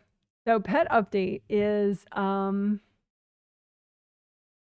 Orson is going to the vet for his first checkup with us as our new baby boy cat, baby boy cat. So we're gonna be able to learn all about him and get him checked out and all that good stuff. So that's exciting. BooBoo and he Lorenzo was able to successfully trick him into eating these deworming medicines that that he has to eat. So that was exciting that it's done. That's kind of a milestone. Because those pills don't taste good, so it's sometimes hard to trick them into eating them, even if you wrap yummy stuff around them. But he managed to do it, so that's awesome. BooBoo Kitty, I already told you guys after the last healing that she had gone. We had managed to bring her in for the spay surgery, which is kind of a miracle because she's a feral cat. And but I managed to trick her into going into the crate. See, the thing is with a feral cat, you can trap them once, but maybe you'll never be able to trap them again for like your whole freaking life. So you kind of don't, if they're in your house, you kind of don't want to have to resort to like a humane trap because you want them to never suspect a humane trap in case one day you do have to use it, which is kind of the worst case scenario, So carrier training them is kind of better, because obviously the vet expects you to bring them in a carrier and, whatever. So she was pretty well carrier trained to go in to eat her food in the carrier and to hang out in her carrier. So anyway, I brought her and whatever, but then it turns out she already had the spay, but they didn't know. And so they opened her up and they couldn't find her uterus. What a mess. Right. But she's been mending up well, thank God. She's sleeping right now. This is a live trail cam of her right now. So there she is. We have 2 cameras in that room now. I'll expand it so you can see better, but she's right up there. So she's sleeping on some towels, top of a carrier. So she's that lump top of the carrier. That's her. So that's a live view of our cat. That's a yeah. Anyway. The other thing is for getting kinks out of your back on the table. And there's another cam that shows the floor so when we can watch her eat, see if she's finished all her food because her food is medicated now. Medicated just a little bit. To help her with the pain. But anyway, so that's all going well. Orson, I don't know if he's using he's doing one of the things he has to do in the litter box well, but maybe not the other one. So we're working on getting him to use his litter box properly. We're trying many things on that front. What else? I guess that's it. But it's fun to have 2 trail cams trained on. Both cats are isolated because one hasn't finished his deworming yet or even started until yesterday. And then one is still mending up from surgery. So we don't want her like running all over the house and trying all these crazy jumps everywhere. So we've made it so that in that room she's in, she doesn't have to jump. She can like, there's all these little gradual elevated things that she could step on. So she doesn't do any big jumping, hopefully. So anyway, it's all working out, but it's kind of weird to have two cats in the house, but none of them are in the main part of the house. Usually cats are like all up in your face all the time. But right now, neither cat is out and about. Interesting. But that's pretty much it. So we'll know more as this next week goes on about how long we have to isolate Orson and how long we have to isolate BooBoo Kitty. But mostly so far so good. and BooBoo is finally eating. She was on a hunger strike after her surgery because she was in so much pain, but the pain meds were in the food, which she wasn't eating. So that was really awkward. But she finally did start eating. So she is medicated just a teeny bit. We can't medicate her a lot because then she gets all wobbly and she'll fall when she tries to jump. She doesn't like just not try to jump. She just keeps trying to jump and keep falling. So that's dangerous. So we have to keep the medication like really small. But anyway, by I think after tomorrow, she won't need the meds anymore. As the world turns here. And Izzy, our dog, he's fine. Doing pretty well. He still wears the cone, but other than that, pretty happy boy. All right, guys, you are amazing. I'm sure this live stream is insanely long already. Yep, not as long as the other one. All righty, so you guys are great, and if you want to purchase healing, you certainly can do that. You purchase a set of healings on my website, which is jwhealing.com. jwhealing.com. So this concludes the healings for September, except for all the fabulous healings you can do on yourself and your angels can do on you, which is so many. And that is so weird that it zooms without my zooming. And if I go like that, will it zoom back? Come on, you're going to zoom back? No? Come on, zoom back. Oh, how weird. Someone can explain to me why it zooms like that. That would be nice. I'll figure it out eventually. Okay, you guys are the best. I hope you have a good afternoon, evening, morning, whatever is next for you. And as always, you are a self-healing rock star. Yay, good for you. Oops, wait. Yay. All right, take care. You're awesome. Bye.